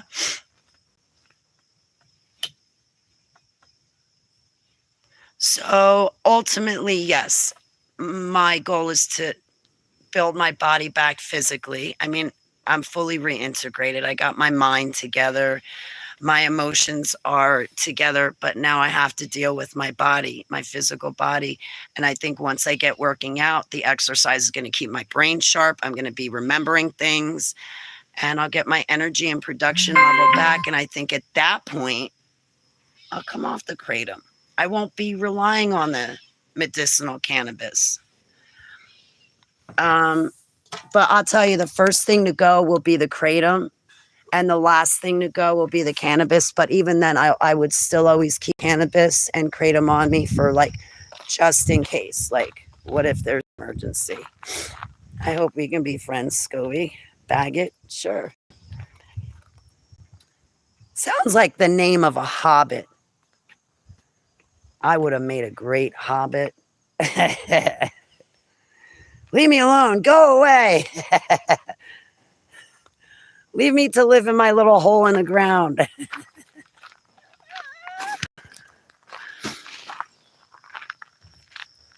But I'll tell you, it was the medicinal cannabis that helped break the MK Ultra programming down. And another reason why I got that flash flood of memories from Too Tall, flash flood of memories from the DUMS. Cannabis breaks down the MK Ultra programming. And you know, when all throughout my life, because I woke up 10 years ago when I was 39, turning 40. I'm 50 and I'm going to turn 51 next month. I never smoked marijuana throughout my life. I hated it. Even when I was a clubber, I never smoked cannabis. Not in high school. You could not pay me to smoke. I did not like it because most of the time I'd just have 2 hits and I'd start thinking. I would get inside myself so much. Oh, I hated it. I hated it. So I never smoked. On occasion, I remember there was this one time I was like 27 years old and we were all going down the seaside, like 3 carloads of us. And my friends spark up a joint and they're like, smoke it. I'm like, no. They're like, it's good. It'll make you laugh. I'm like, all right, if it's going to make me laugh, fine. But half the time, well, most of the time, if I ever smoke, I get inside my mind and I sit there quiet. I won't talk and my voice is echoing and my thoughts are echoing. And then the paranoia. When's this stuff going to wear off? Anyway, my friend Pete smoked. I had a couple hits. I laughed for the entire hour and a half drive all the way down the seaside. And my friends were like, I like you better smoking weed. You're funny. I just laughed my ass off. Kratom, is it bad for you? JJ, you need to research it for yourself. You need to look it up and make that decision for yourself because people look at it in various ways. For me, I was a pain management patient for 20 years, paying $350 a month for a pain doctor to give me pain pills. I went from that down to kratom. It works. It's good. But there's other people that say it's unsafe. There's other people that don't like it. It's a very important, big personal decision that you need to make on your own if you want to use it or not. Yeah, honestly, Zeke the Geek, I think the strains nowadays suck. I wish these growers would stop splicing all these different strains together because they never work. And then if you do find something that works, 3 months later, the growers are off doing something else, making new strains. I wish they would just get the old time classics like Purple Haze and just leave it the old time classics. I don't, but anyway, you could not pay me to smoke. I hated marijuana. But then when I was 39 years old with cervical cancer, fully disabled on 33 prescriptions, I was looking for a better way of life. I remember thinking back to when I was a kid. When I was a kid, I could just wake up from bed, jump out and run outside and start playing. And there I was as an adult waking up and popping 5 pills, laying in bed for 20 minutes until they kicked in and then getting up. I didn't want to live like that. And I didn't want to live like that. And I knew that if I stayed living like that, I was going to die because I had been on pain management pills and prescription pills for so long. I was borderline diabetic. Get out of my chat room. All of these trolls, harassment. Get out. Report. All right. Hide user. Get out of my chat room. I think I'm just talking to trolls. Yeah, I think you're a troll. If I'm wrong, then you can send me an email. Tell me I'm wrong. Send me a link with your YouTube channel. I'll give you a public apology and then I'll take you off a block. But right now, I don't know what's going on. And I don't know who these people are. And I've been being hit with so many trolls. I'm not sure about... I'm sure about Miss Wilson, Golden Coin. Hey, you regulars in my chat room, you know exactly what I'm talking about. You know who's who.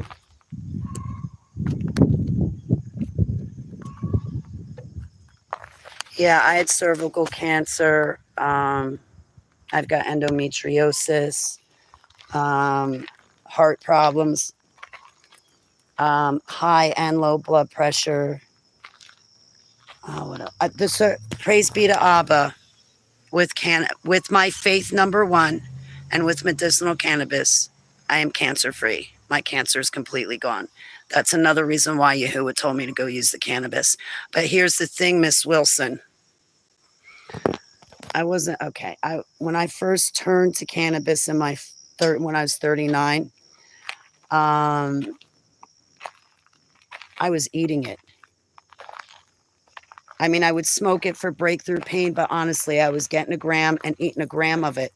Take the bud, break it up, swallow it down. And I was doing that because I was getting 100% of the medicinal benefits. Now that I go to a dispensary, I can start doing that where I just take it and I eat it. And then I get 100% of the medicinal properties versus when you smoke it, you only get 10% of the medicinal properties. I'm not looking to get high. I'm looking to feel better because my arthritis and fibromyalgia, it makes me feel sick, ill, achy. It makes me feel like the flu. It makes me feel terrible like that. Like, I don't know how to explain my pain sometimes, except to say sometimes it feels like I was up partying all night long, drinking, doing acid, having a blast. And I wake up in the morning feeling like such crap. I feel like that normally, but without the party. You know, so there's Lauren. When I woke up from, in 2014, I had really good, great connections. I don't have connections anymore. I did get rid of all of them. Honest. I was using Purple Granddaddy. Purple Granddaddy. Then if I couldn't get Purple Granddaddy, I'd go with Blue Dream, Pineapple Express, Jack Herrera,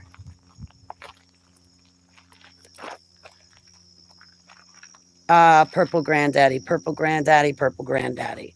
And I would break it up, and 4 times a day I eat a gram and then smoke for breakthrough pain. My love story, you mean the one from the Dumbs? I was in love with a super soldier. He kissed me in front of the Seagate. Mm-hmm. And of course, we got caught by a white lab coat. I went against orders for him. When I gave Shanti my interview, I left out the fact that another reason why I went against orders was because there was this one super soldier. He came to my house when I was like 28, and he was like, come with me, I'll take you, I'll hide you. And I said, I cannot go with you. I love my grandma. She's not a job to me. She's my family. And I never saw him again after that until one day, December 2011, when him and 2 other super soldiers came back for me. Osteoarthritis here in addition to MS. Oh my God. Same journey. Lauren, oh boy. Try the different strains. See what works for you. Pay attention to the opioids. Not opioids. Terpenes. I chose Purple Granddaddy because it was indica. I have a lot of hypertension. I'm high strung. And as you can tell, like I'm pacing through this video. So it would keep me sedated. It did take care of the pain that I had in my mind from remembering the Dumbs. It did help me. It did take away that pain. It didn't really take away all my physical pain, but I got by. I liked it. I liked the way that it made me feel, and it kept me happy, hungry, and calm.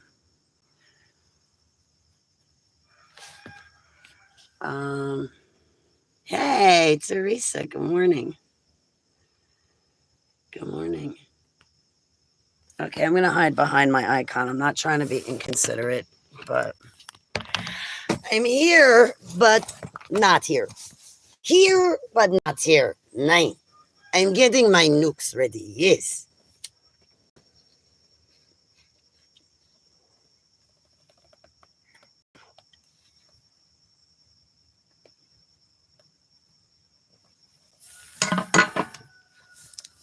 Snow caps. I'm going to have to try them. I don't like what they have on the market nowadays. Like right now, I tried garlic patties. The garlic patty strain. But I was thinking I'm going to actually buy an ounce. And I should have been buying an ounce from the dispensary to begin with, because I can buy 28 grams for $140. That means I'm paying $10. I'm paying $5 a gram. You could either look at it as I'm paying $5 a gram, or I'm paying $10 a gram for 14 grams and being given 14 additional grams for free. I just hope that the strain works, because if it doesn't, then I'm going to be stuck with that strain all month. Like, I'm on a limited income, a fixed income. So if I get something, it doesn't work, too bad. That's all I have to use until it's gone. There's no throwing it out. There's no getting something else. So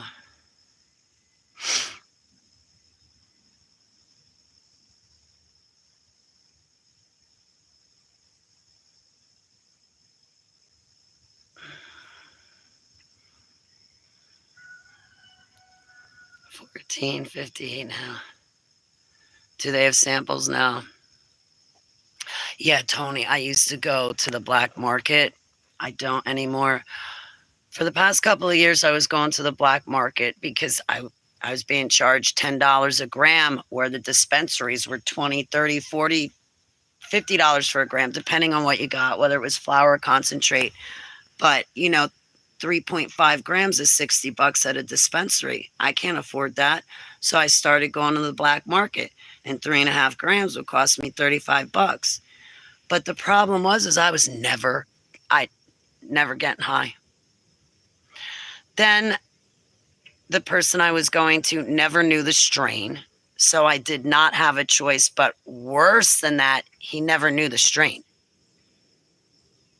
So I never knew what I was smoking. It never worked. Everything he picked out, he was picking out stuff to get high. I'm choosing stuff because I take it medicinally. And there's a big difference between taking it medicinally and just getting stoned. And I didn't like it. When I moved up here, I stopped going to the black market because there's no way I'm traveling 3 hours, an hour and a half there, listen to that, and then an hour and a half back. There's a dispensary that opened up by me out here. So they have all these sales. And right now it's a lot closer, a lot convenient. I don't have to hear somebody else's unwanted opinion. I don't ever have to hear, oh, Holly, I think you're mind controlled because you're into Yahusha. And then they don't even know what MK Ultra is, but yet they talk about it. I can't stand. Gets on my, I just stay away from people like that.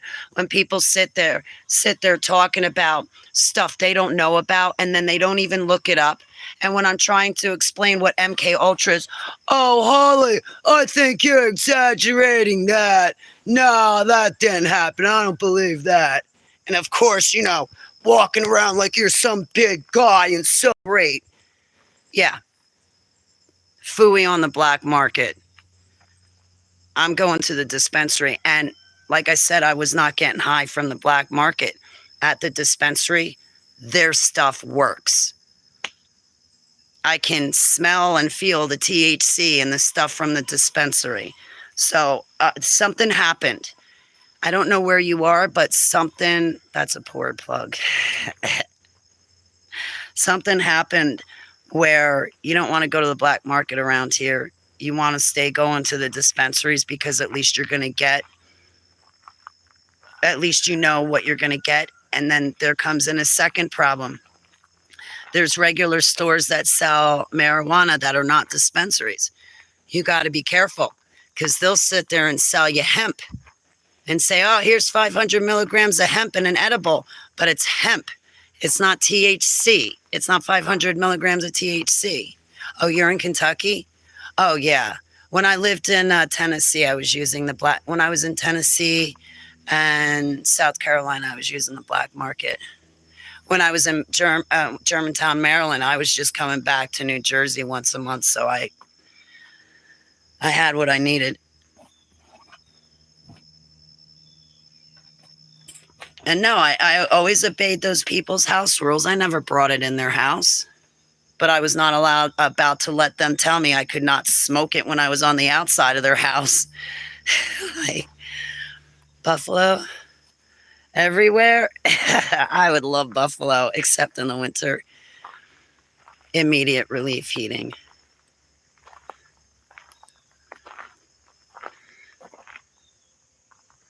So, yeah, and that's another thing. I would never want to live somewhere again where I would have to be a criminal just to get my medicine.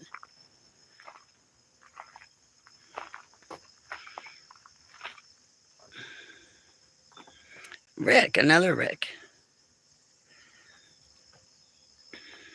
Good morning.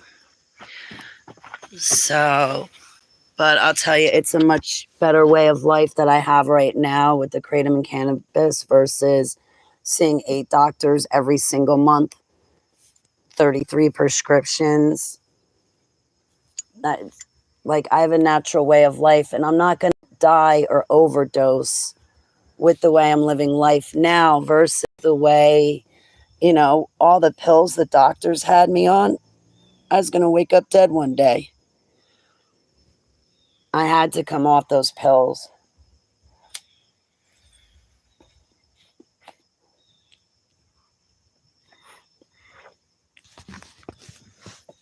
had to come off the pills. I turned into a pill. You ever see somebody that's fried their brains on pain pills? I did not want to become that person.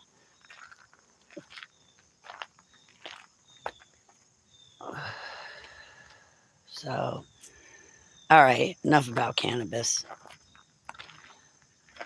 But yeah, that's just another thing. Like when I go to get my medicine, I want to know what I'm getting. I want to know the name. I want to look it up. I want to know the terpenes. I want to have a choice. And last but not least, I don't want to hear anybody's opinion. Like I had to hear about the guy's opinion on the slumlord. Then I had to hear his opinion on MK Ultra and adrenochrome and super soldiers. And he doesn't even know what a super soldier is, but I had to hear about it. Then I got to hear about I'm glad to go to the dispensary.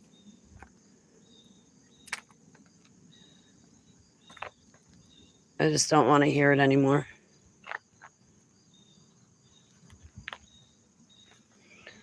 So,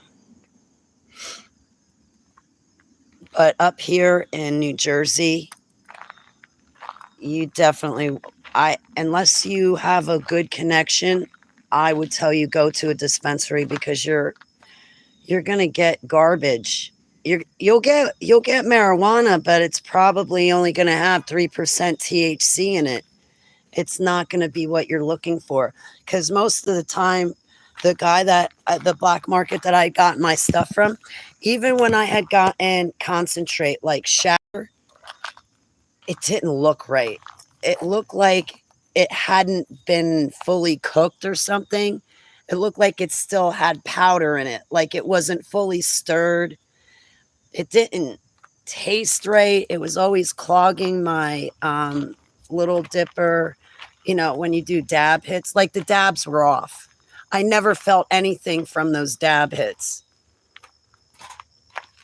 I love dab hits. I remember when one used to do it for me.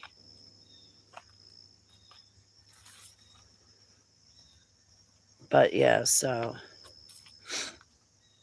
But if you ever came to Jersey, I'd say and go to a dispensary. I mean, unless you really, really knew your connection and knew where the stuff was coming from, I wouldn't. I would just go to the dispensary. That way you're certain that you know what you're getting. And even if it's expensive, at least you did not throw your money away. There's going to be terpenes and THC in it that you expect it to have. And I got no trust for people.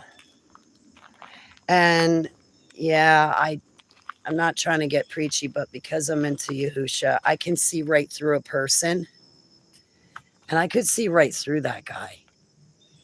And I was just really uncomfortable. I didn't see like a nasty evil in him that I saw in the dude that collapsed my lung. But I saw a darkness in him nonetheless. And that darkness is because he blames God for everything. Instead of trying to get to know God and say, why?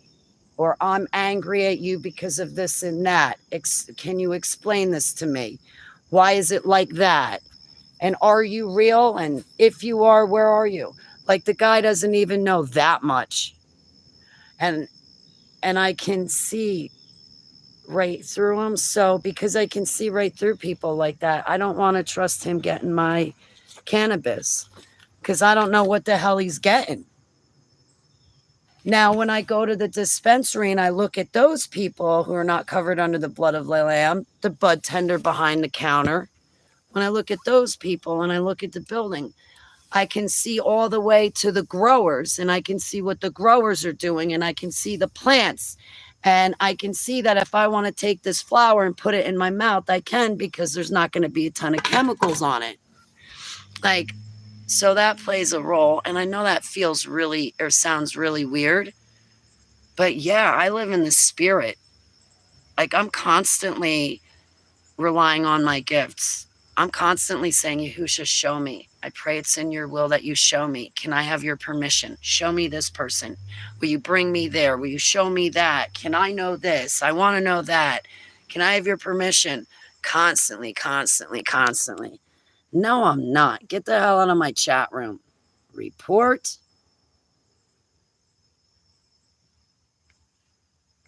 And block. And I know it's just a sock account, but I don't care. It's self-evident. I'm not schizo. I just, you know what it is? I don't want you in my chat room because I want to see my other friends' comments. I got to watch that video on YouTube that tells you how to get rid of people like that from your chat room, because there is a feature on YouTube that I can click and it should keep people like that out. It's self-evident. I'm not on fentanyl. I also don't have any tattoos. So you're just obviously coming in here talking crap to shine a bad light on me or make me feel bad or something like that. Oh, guys, and while I'm thinking of it, you know why SRA, Max Spears' ex-girlfriend, sent me nude photos? I'm happy I got to reunite with Taj, and I said, I'm sorry. I did block you because of this SRA stuff. And I guess he had a hard time kind of thinking, like, why would she send you nudes? What it was is, at the time, in 2021, like, I was hanging out online like I am now. And I've always struggled with self-esteem and self-confidence. And I had been raped in 2021. So I was down on myself. So Max Spears' ex-girlfriend, Sarah, sends me nude photos of her in like this white see-through negligee. You can see everything. And then she sends me a picture of her ass. And then she sends me a picture of a mold that she made of her vagina. And then she sent her phone number. I never asked for any of it, but she sent it. And in the thing, she said, oh, well, I have money and you're poor, and I'm beautiful, and I have confidence, and I have a beautiful body. See my beautiful naked body, Holly? You know, and she's in these like poses. It's all soft porn, but it's still porn. And she's posing. See, I'm so beautiful. Look at that. I'm more beautiful than you are, Holly. I'm just so sexy and gorgeous, and I have money, and you're poor and you're broke. And look at you in your backwards baseball cap. I'm beautiful and great, and you're not pretty like me, Holly. Yeah, well, she got herself in a lot of trouble doing that, because I want to bring those emails in front of a judge. That's rape. And then she was also sending me emails with trigger words to purposefully trigger my suicide programming to get me to unalive myself. That is attempted murder. I want to go in front of a judge to show the judge these emails. I cannot show another person because I'm not going to be guilty of the same thing she's guilty of right now.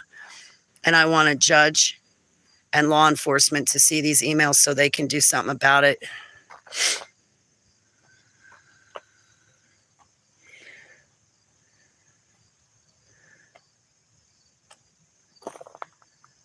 Taylor Mance. Yeah, it is. It is a form of rape. It is sexual assault.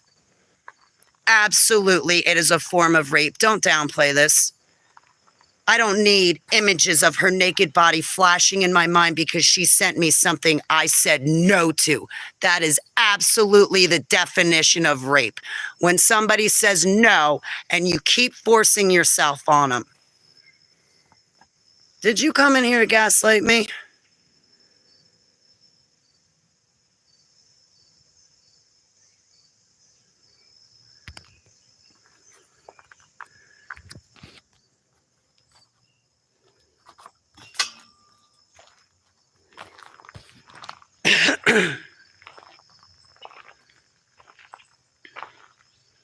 For an adult person to do stuff like that, trying to get me to kill myself, that's attempted murder.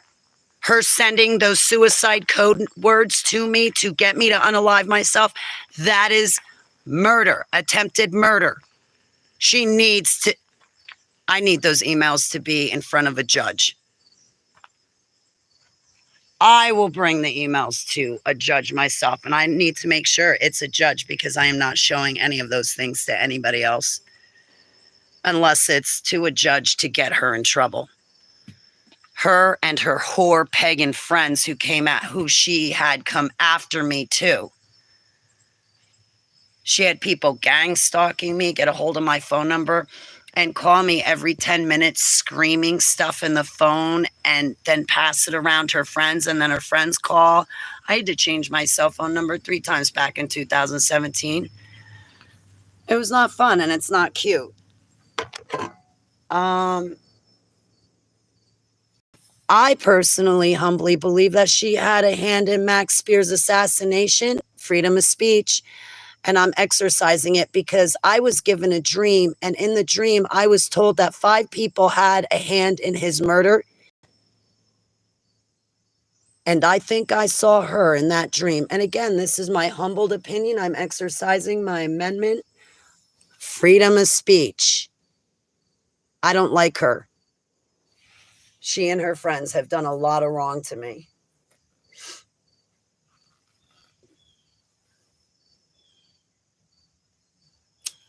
You know what? They've done a lot of wrong to other people. Sarah's done a lot of wrong to so many other people. What she's done to Haley, I've never gotten the honor to meet Haley yet, and I would love to because I think she's absolutely beautiful.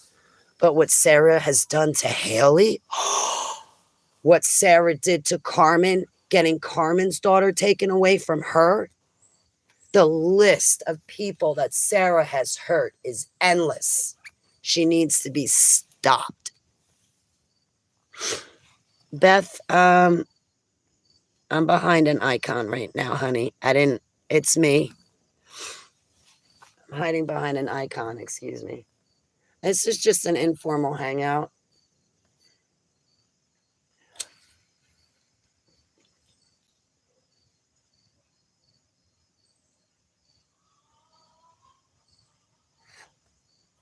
And I'll tell you, when that Sergeant Braggs came in my chat room that day saying how Sarah was emailing him because him and I were talking in my chat room, it's like, dude, just go be with her and leave me alone. There's something going on, and I don't want any part of it. And what Sarah has done to me, like when I released my autobiography, Sarah and her friends were going, "You stole that from Sarah. That's Sarah's story." And I'm like, "No, it isn't. Have you even read my book? If you read my book, you can see it's not Sarah's story whatsoever." Yeah, it is, because she talks about the kids in the cage. So what? Heavenly Abba Yahuwah gave me the title of my book. Kids in a Cage? Yahuwah gave me that title. Actually, I'm the one that typed it out. I remember that day in Townsend, Tennessee, sitting in my cousin's basement. But her house is infested with bed bugs. Oh, her house is nasty. Just because it looks clean does not mean it is clean. Anyway, yeah. So there I am in my cousin's house in Townsend, Tennessee. And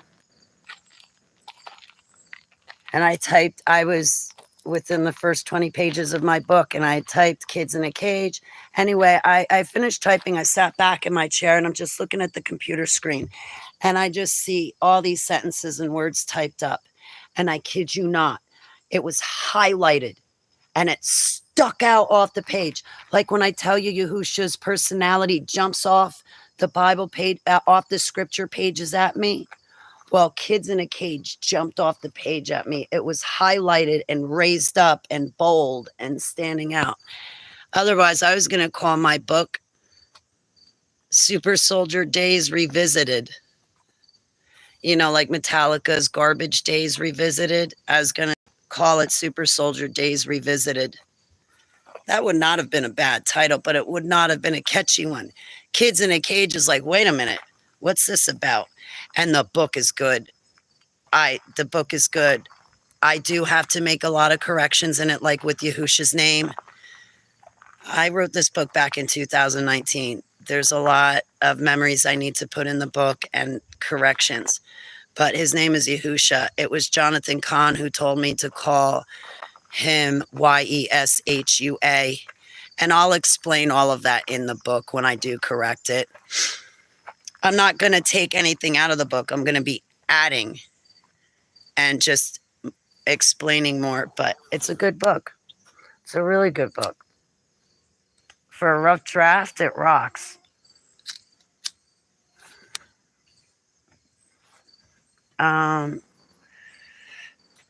Yeah, if you want to read my rough draft, you can email me. Sorry about that, Beth. If you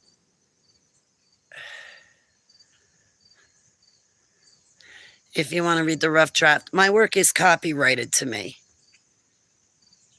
That's another reason why it pisses me off when people steal my testimony, because my testimony is copyrighted. Not to mention, I lived it.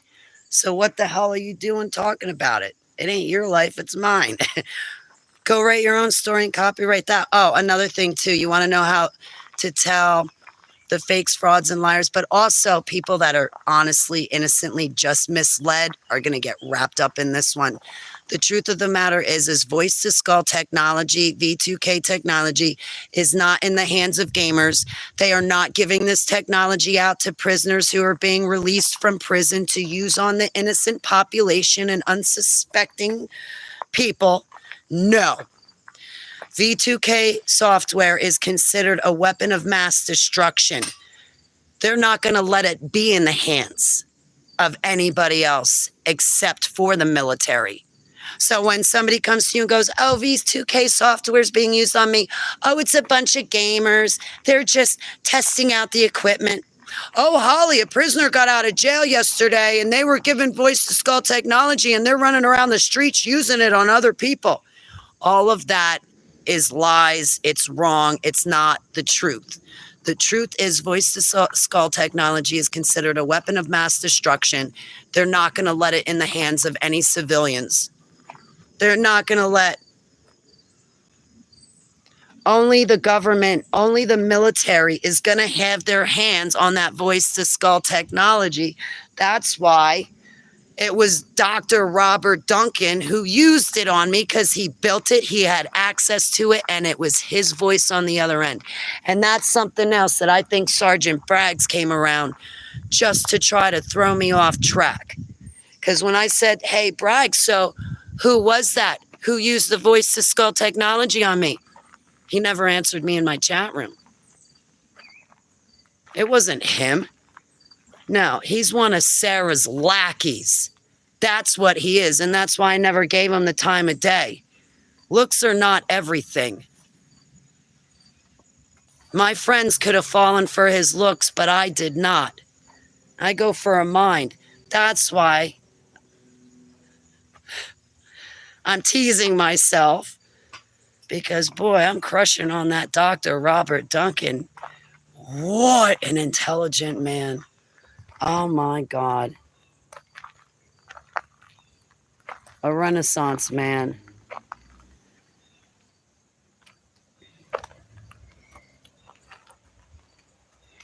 But I'm married and I only have eyes for Yahusha.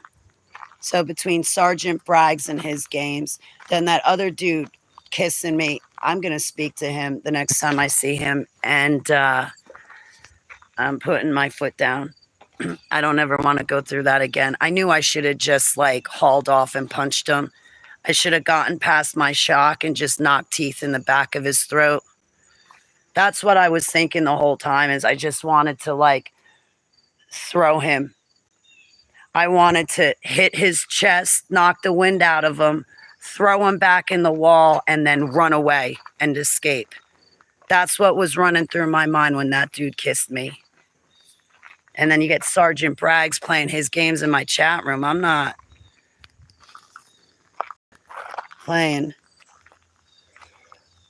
Harassment, bully, me. Report. Now get out, Nick Charles.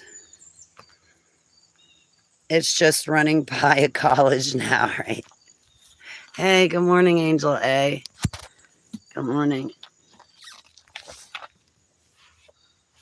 Yeah. Oh, my next door neighbor has HARP, Holly, and they're sending a storm directly over my house. I'm just so targeted and so important and so special, more than you and everybody else is.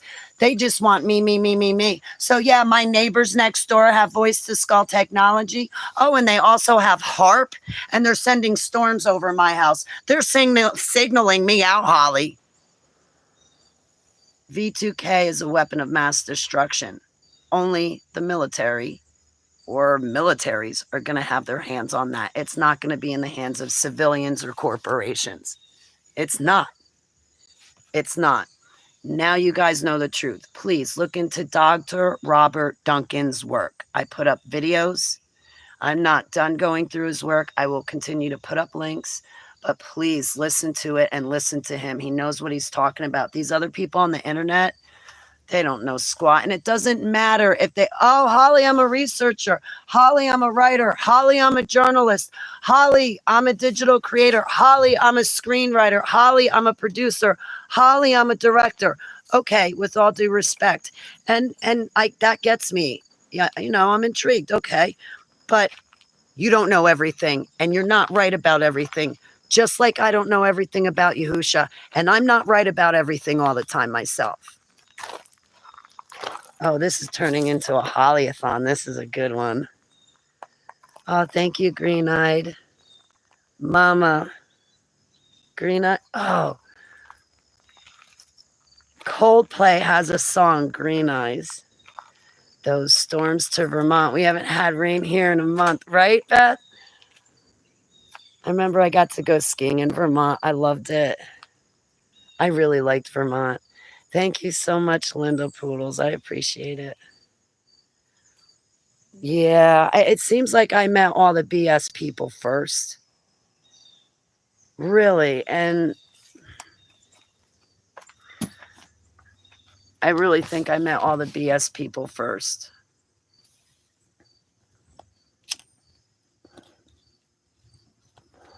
And it muckies the water because when I was deprogramming, well, even now without the altars, but especially with the 169 altars, I'm seeking answers. I'm seeking the truth. And I'm trying to talk to somebody, and it turns out that they're just mentally ill. They're not a targeted individual. They're calling it targeted so they can get attention, but they're not targeted. And I can see it. Or they don't know the difference between a demonic attack and voice to skull technology, and they're going through a demonic attack. They're going through demonic possession, but they're calling it voice to skull technology. And there's a line between the two of them. If you guys ever see an entity pop up, you're no longer dealing with technology. You're dealing with a demonic attack. You need to pray. You need to fast. You need to do spiritual warfare. You need to anoint yourself in hallowed oil for extra spiritual protection. I'm an ordained minister. If you're going to do it, I'll tell you. I'll tell you how. I mean, if you're going to do it according to Yahusha, not according to Christianity or Catholicism, just black and white for what scripture says. That's it. Oh my gosh, Casey, what are you doing? No. I'll give you treaties.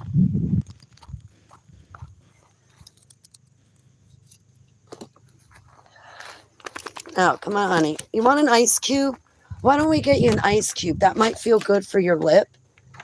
And then I'll give you real treaties.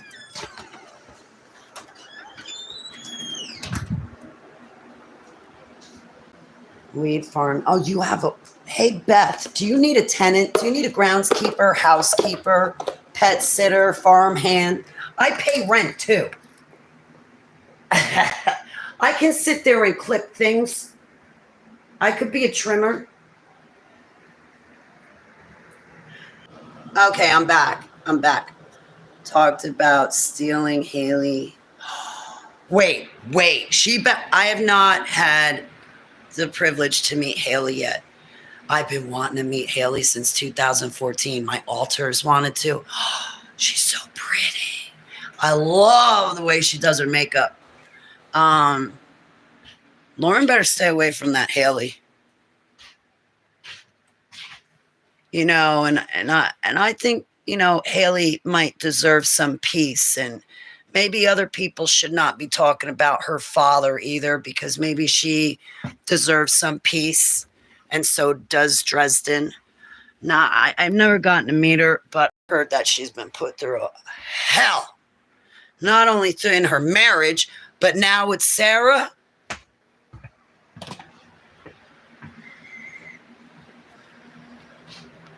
For permitting form the government because we want to open a tiny Heavenly Abba, I lift up Beth and her loved ones and her business to you. Heavenly Abba, I pray her Yahuwah speed. Please have everything work out favorably for Beth.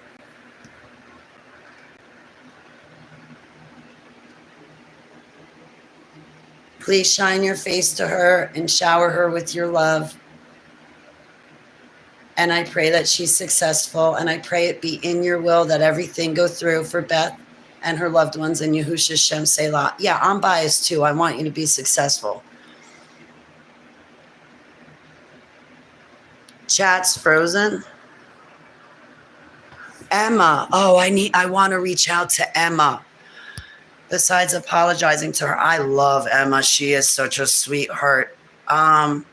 Couple of years ago, I tried to interview with her, but I was sick as a dog, and we started the interview, but I could not finish it, and I feel so bad for wasting her time, but I would love to give her my interview. If I was ever able to give Emma my interview, that'd be like a highlight for my life. I like her, and everybody that she interacts with is such a sweetheart. Central heterochromia. Sure. If I knew what it was. Oh, let me get. Here, I'm going to give you an ice cube. Want an ice cube? Come here. Take it for your lip. There you go. Take it for your lip. You take the ice cube for your lip. I'll give you treaties in a minute. Okay. I have my computer up. Well, thank you for letting me pray for you. I really hope you're successful.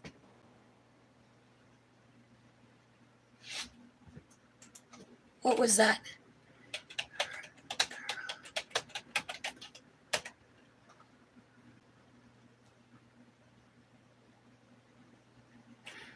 Heterochromia is a condition where a person has eyes with different colors or irises. Sure. My papa that raised me, who was in the Navy, he had one blue eye and one gray eye. By a dark, when an iris is, oh, wow. I don't know much about it, I'll be honest with you. But I'll tell you, if I saw somebody, the eyes are the doorways to the soul, I would definitely pay attention. I would wonder when you have more than one color eyes, or am I confusing that for something else? Well, it says heterochromia. Yeah, when is a condition where a person has eyes with different colors or irises with multiple colors within the same eye. But that's what, is the AI overview, which I hate using the AI overview. Color differences of the iris, but can also be applied to color variation of hair. Really? What do they say the cause is? That it's hereditary or by a disease or injury? Really? Wow. I'll be honest. Thank you for even bringing up the word, because I had no idea.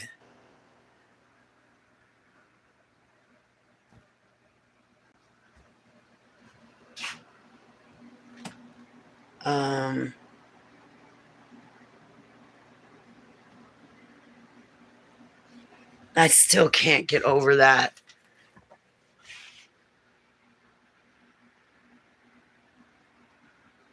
And that's the hook. I think I'm still in shock for this dog. Oh my God.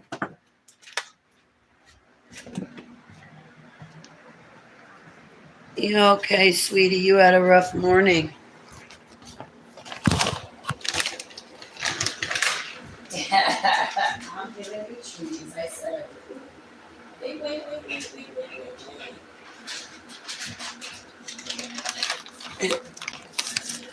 Poor dog. Poor dog.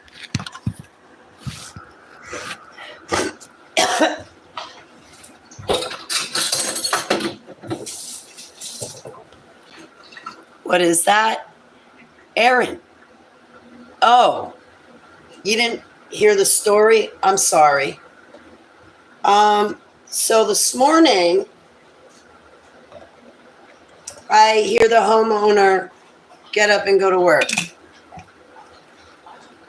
Shortly thereafter, I hear a crash, boom, the dog running through the house, and then dead silence. And I'm like, I better get up and see what's going on. And so, okay, I can't get that. I'm actually going to have to shut this down and take that call. All right. Well, right now I'm running a live stream. So anyway, I wake up from bed and I come out and I see the doggy. Well, I come out and I get to hear, and under the table, I see the dog and the lights are out. I move a little closer, like I come out, I move closer, I get down underneath the table, and I'm underneath the table. No, you get away from that. And I see this hanging from her lip. And I reached out and I'm like, that's a wire. I can't yank that. And then I lift it up and I see there's a big fish hook right through her lip. The closet door popped back open and she got into the closet, and we keep the fishing gear in the closet. Well, my stuff's in a box, but anyway, so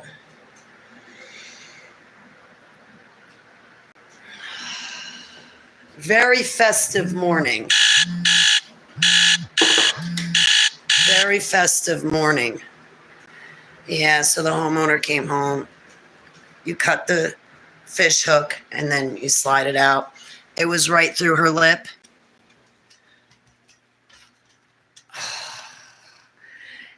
Hell yeah, because she would have had that. I had to hold one of her paws because she was like clawing at it. She would have had that ripped out of her mouth. And then the homeowner forgot his cell phone at home. I go to call him, and all of a sudden I hear his cell phone ringing in the bedroom. I'm like, oh. So then it dawns on me, why don't you try Facebook? Maybe he has another device on him. So I call him on Facebook, and he picked up. And I was like, I'm sorry, you have to come home right now. Okay, everything's okay. Don't panic. She has a fish hook stuck in her lip. I'm sitting with her. You have to come home right now. Please.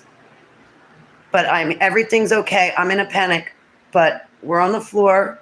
I have her. You got to come home. There's a hook. Oh, yeah. Thank you so much, Green Eyed Mama. And never helps in real life. Never had anyone in her house either.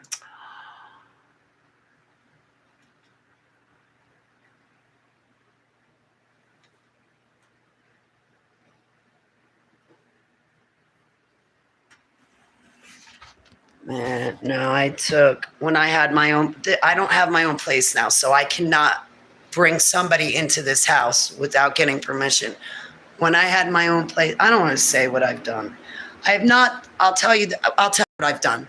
I've not done enough. I have not done nearly enough. But when I had my own place, I have opened it up.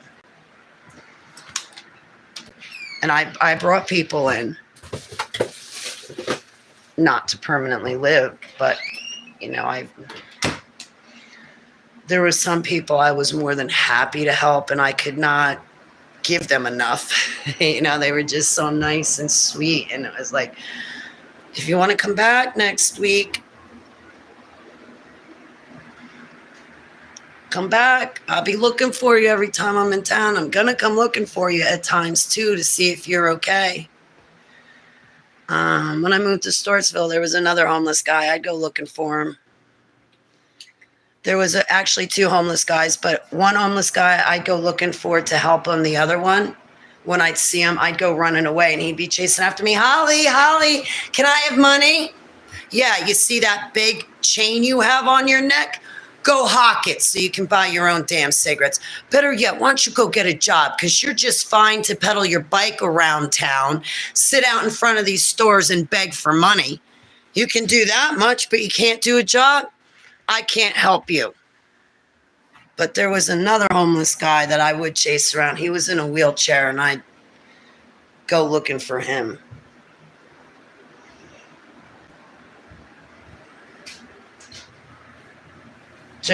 I mean, we don't have to have people that are homeless.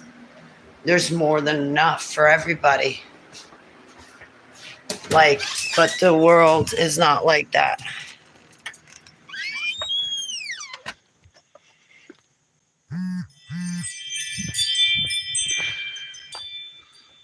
Yeah, I think she'll be all right. Yeah, I got a cotton ball and I just kind of dabbed her lip with peroxide. And then I just gave her an ice cube. It should heal rather quickly because it's her lip.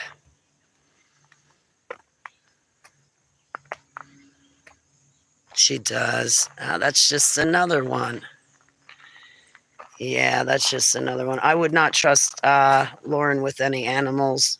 What, she lost a dog the same size as Casey. How do you lose a dog?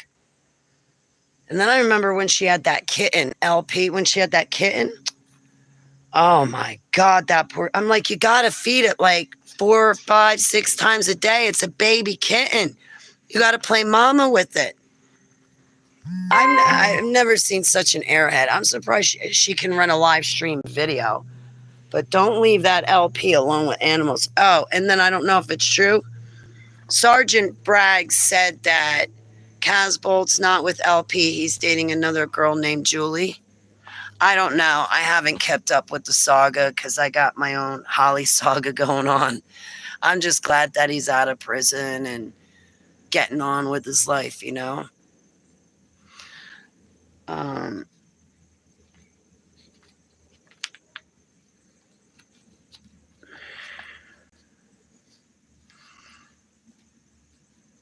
Yeah, I remember when LP was calling him an innocent dove. I was like, what? What? That's like calling me an innocent dove. Come on now. Casbolt is not an innocent dove. You're killing me. She's 35. That just makes it worse. Because she ought to know better at her age. That just makes it totally worse. She's that old and still that irresponsible and clueless. All right. I've lost all hope for humanity.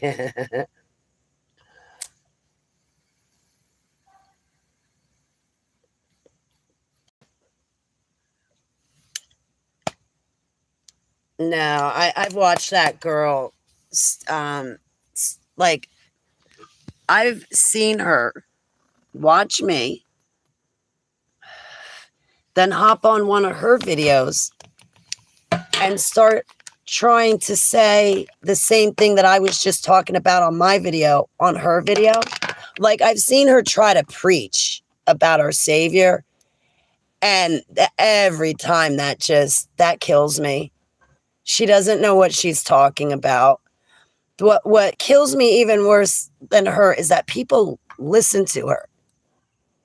They actually listen to her. Like, that girl doesn't know her knee from her elbow.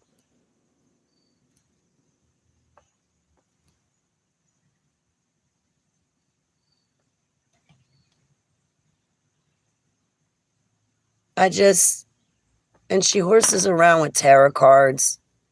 I just don't. Anyway,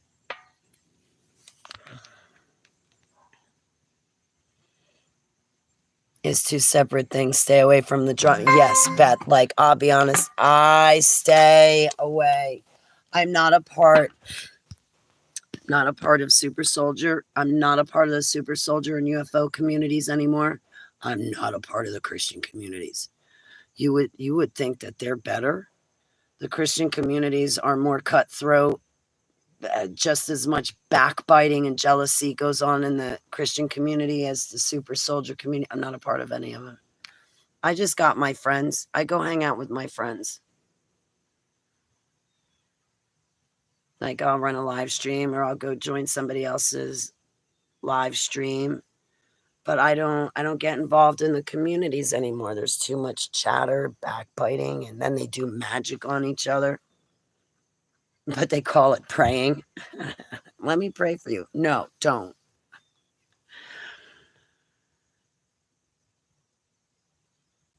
Yeah. Your eyes are blue and gray? My papa had one blue eye and one gray eye. Mine are both brown.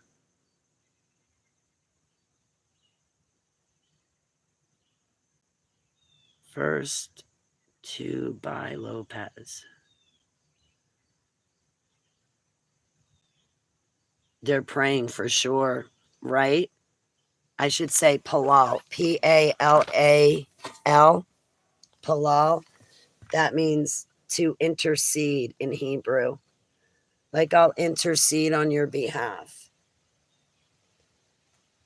Instead of praying for someone, and you don't know if it's P-R-A-E or P-R-E or P-R-A-Y or P-R-E-Y. You don't know which one it is until they use it in a sentence. But either way, pray and pray. I'll pray for you. You are the prey. Yeah, I just don't want to use that word. It's kind of like the difference between saying skillet and PAN. Are vastly different animals. Yeah. We're not comparing. You know what? You're twisting stuff, Stephen. I don't appreciate that. You come in here and twist my words right off the bat. Get out. Don't come back in here. Yeah. So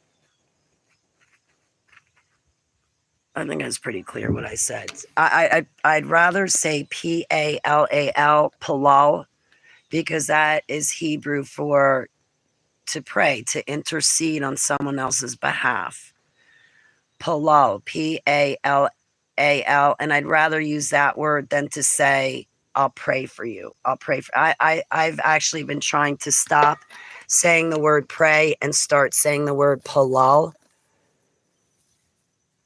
Pray, right?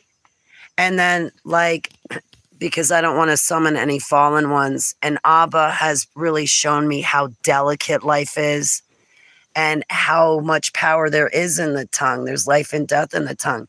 So, like, I try to say skillet or the flat pot versus saying P-A-N. When I was a child, I was attacked by Pan.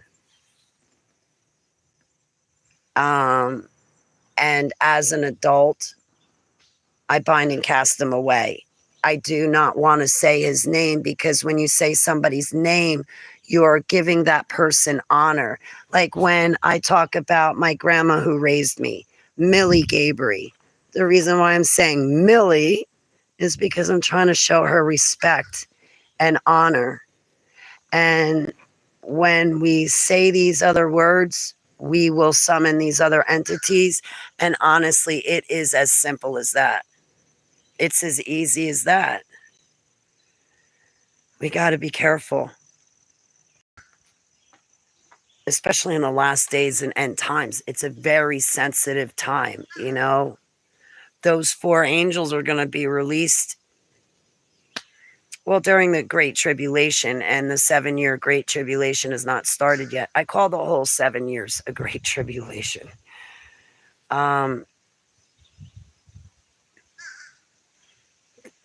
But right now we're going to see a lot of lawlessness and destruction and catastrophe, because it's the build-up to the release of these 4 fallen angels. Well, there's going to be more than just them released.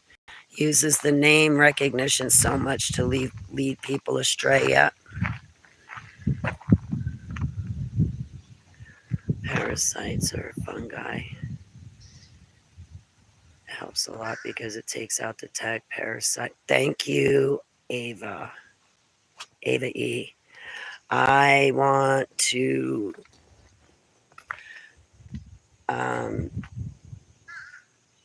do wormwood, clove, and black hull nut. I want to do that. I got to find a store that sells those things and then figure out how to prepare a tea. And I saw this doctor online that said, oh, you take it for like 5 days and then that's it. And then other things online have said, oh, if you drink like the black whole nut tea, you got to drink it for a month and a half. And so I don't know what to do. Do I take these herbs for 3 months, or do I just take them for 5 days? Like, which is it? But I want to do a detox, but I want to use the herbs. I was thinking of getting that thing online, ivermectin and fenbendazole together.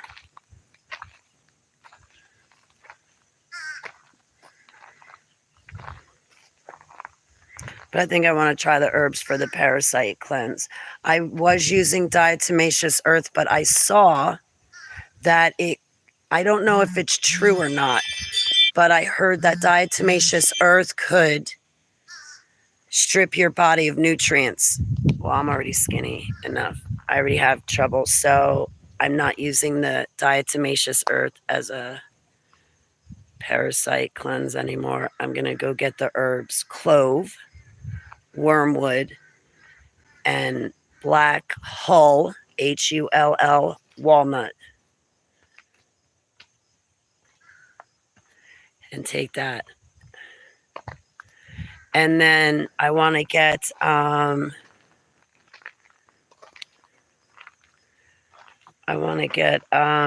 spirulina and chlorella for to do a heavy metal detox.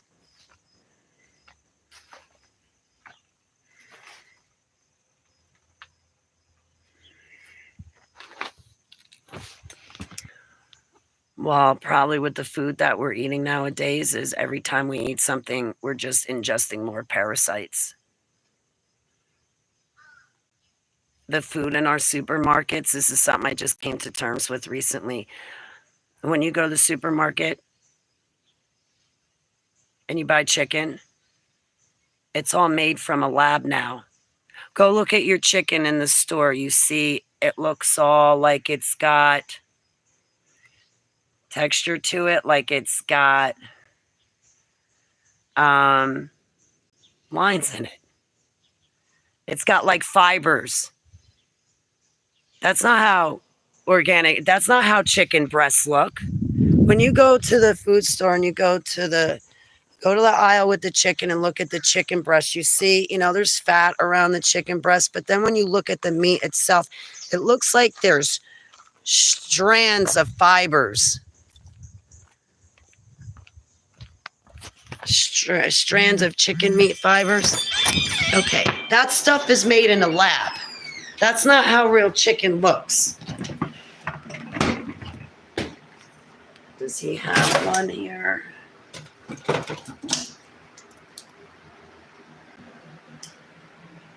I don't know if you're going to be able to see it. Is this it? Here's a chicken thigh. All right. This isn't good. You can't really see it. Look at it. Like right there, you have some fat. You can tell that this is frozen rock hard. Right? But you see that? It looks like meat. It's meat. It looks like meat. Okay. Well, when you go to the supermarket and you look at their chicken, there's like, it looks like there's meat fibers. Like the meat has grains. Like, you know how there's a wood grain? Okay. Well,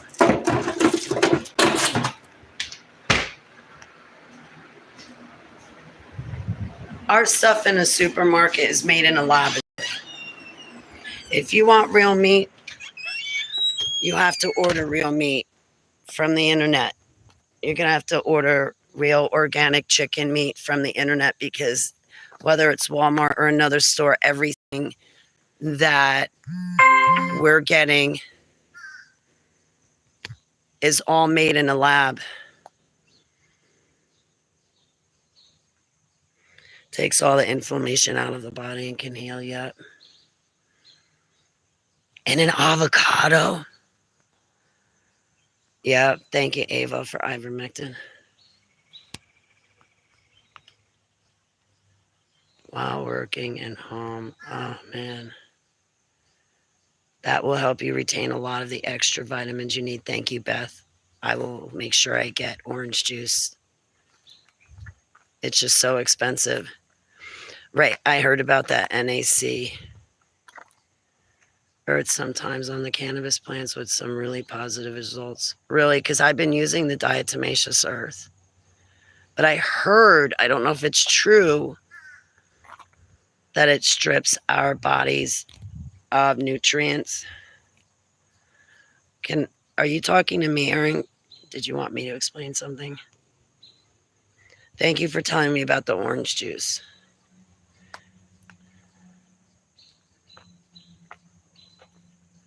Who killed the first kitten? Who? What?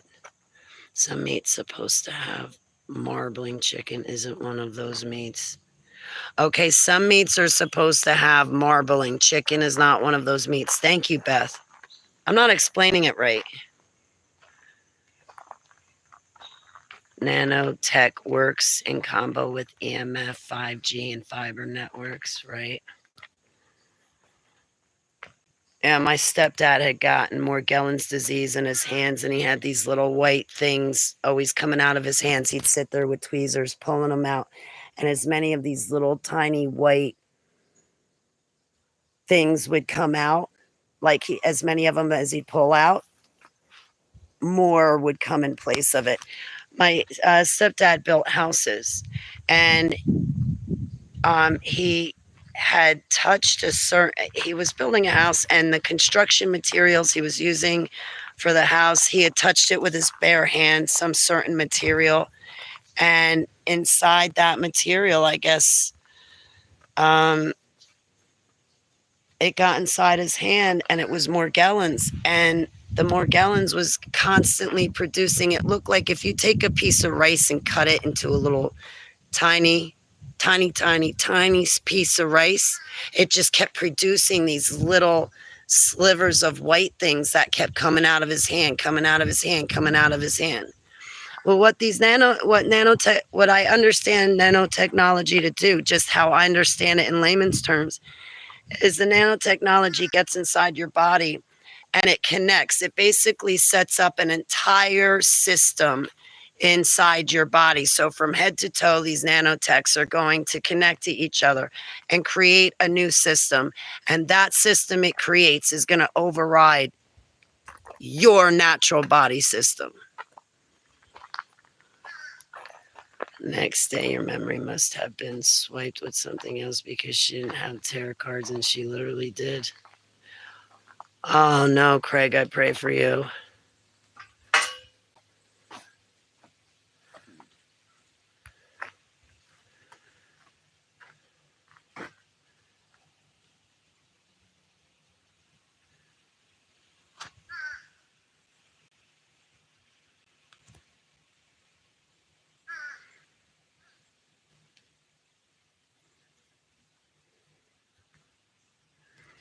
I keep saying, you're saying Taylor. Oh my God, no. I've only had it top messages. I've been missing all of your messages this whole time. I am so sorry. There's no point in having it top messages or all messages. Just let me have all my messages. The one, I just saw you right now, the one, I'm sorry, I'm not trying to be rude. Seemingly harmless herbs can interfere with certain medications and are very dangerous. Don't rely on YouTube advice. Ask your doctor. Thank you, the one.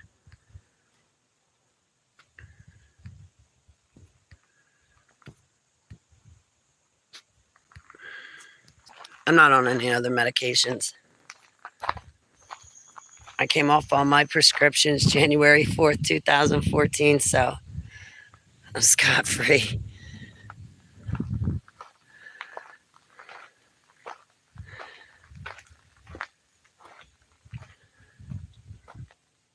All right, well, I've been here for, 3 hours? Thanks for hanging out with me. You ever got hit out there? What do you mean? Ask your doctor.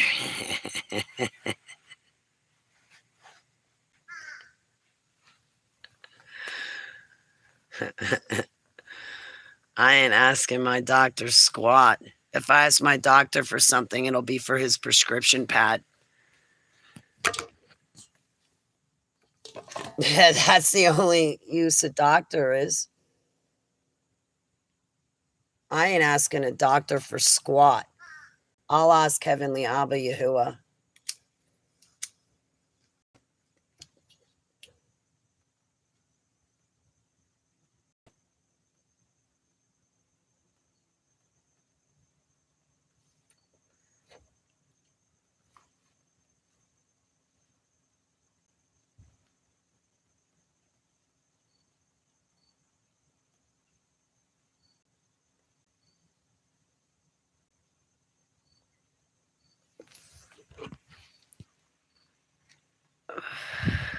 Make sure you ask a pharmacist because, oh, right.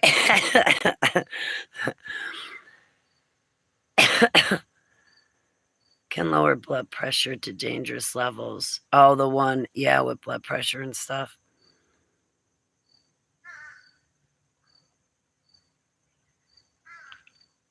Thank you. It is beautiful around here. It's my backyard.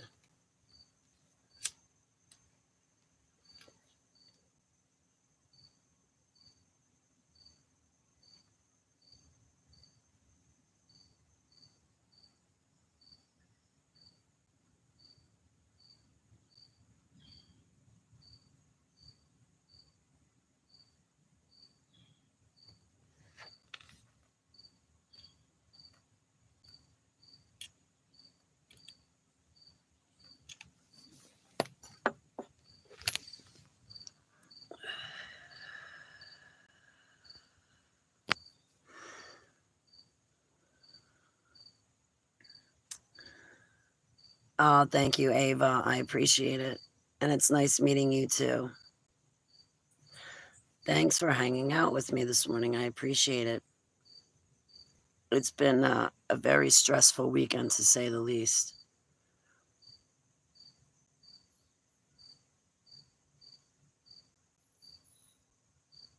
Oh my goodness, that dog, I'll tell you, she had me so scared this morning.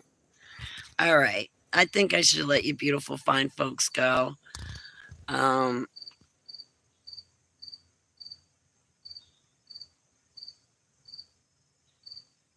gonna eat. I'm gonna cook. I'll probably need both my hands. And but I really had fun hanging out with you guys. Thanks for just talking with me and waking up in the morning. Morgellons. I don't know. I heard something about drink cranberry juice. Like that's something that that I don't know. I don't know anything about Morgellons. I just know my stepdad had it.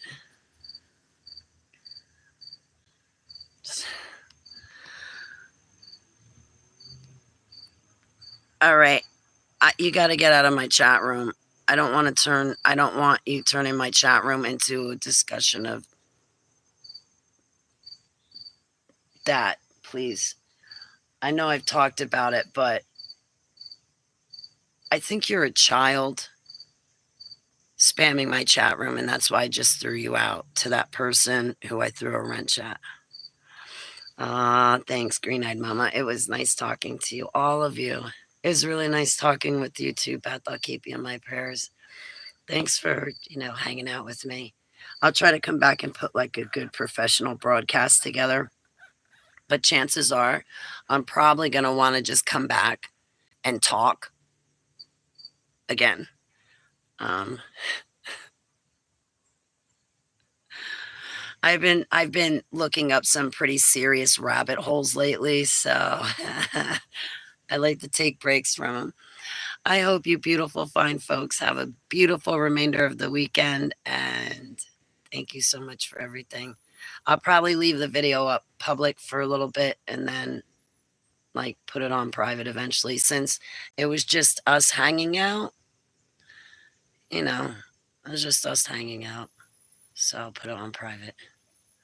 All right. I love you guys. Have a beautiful day.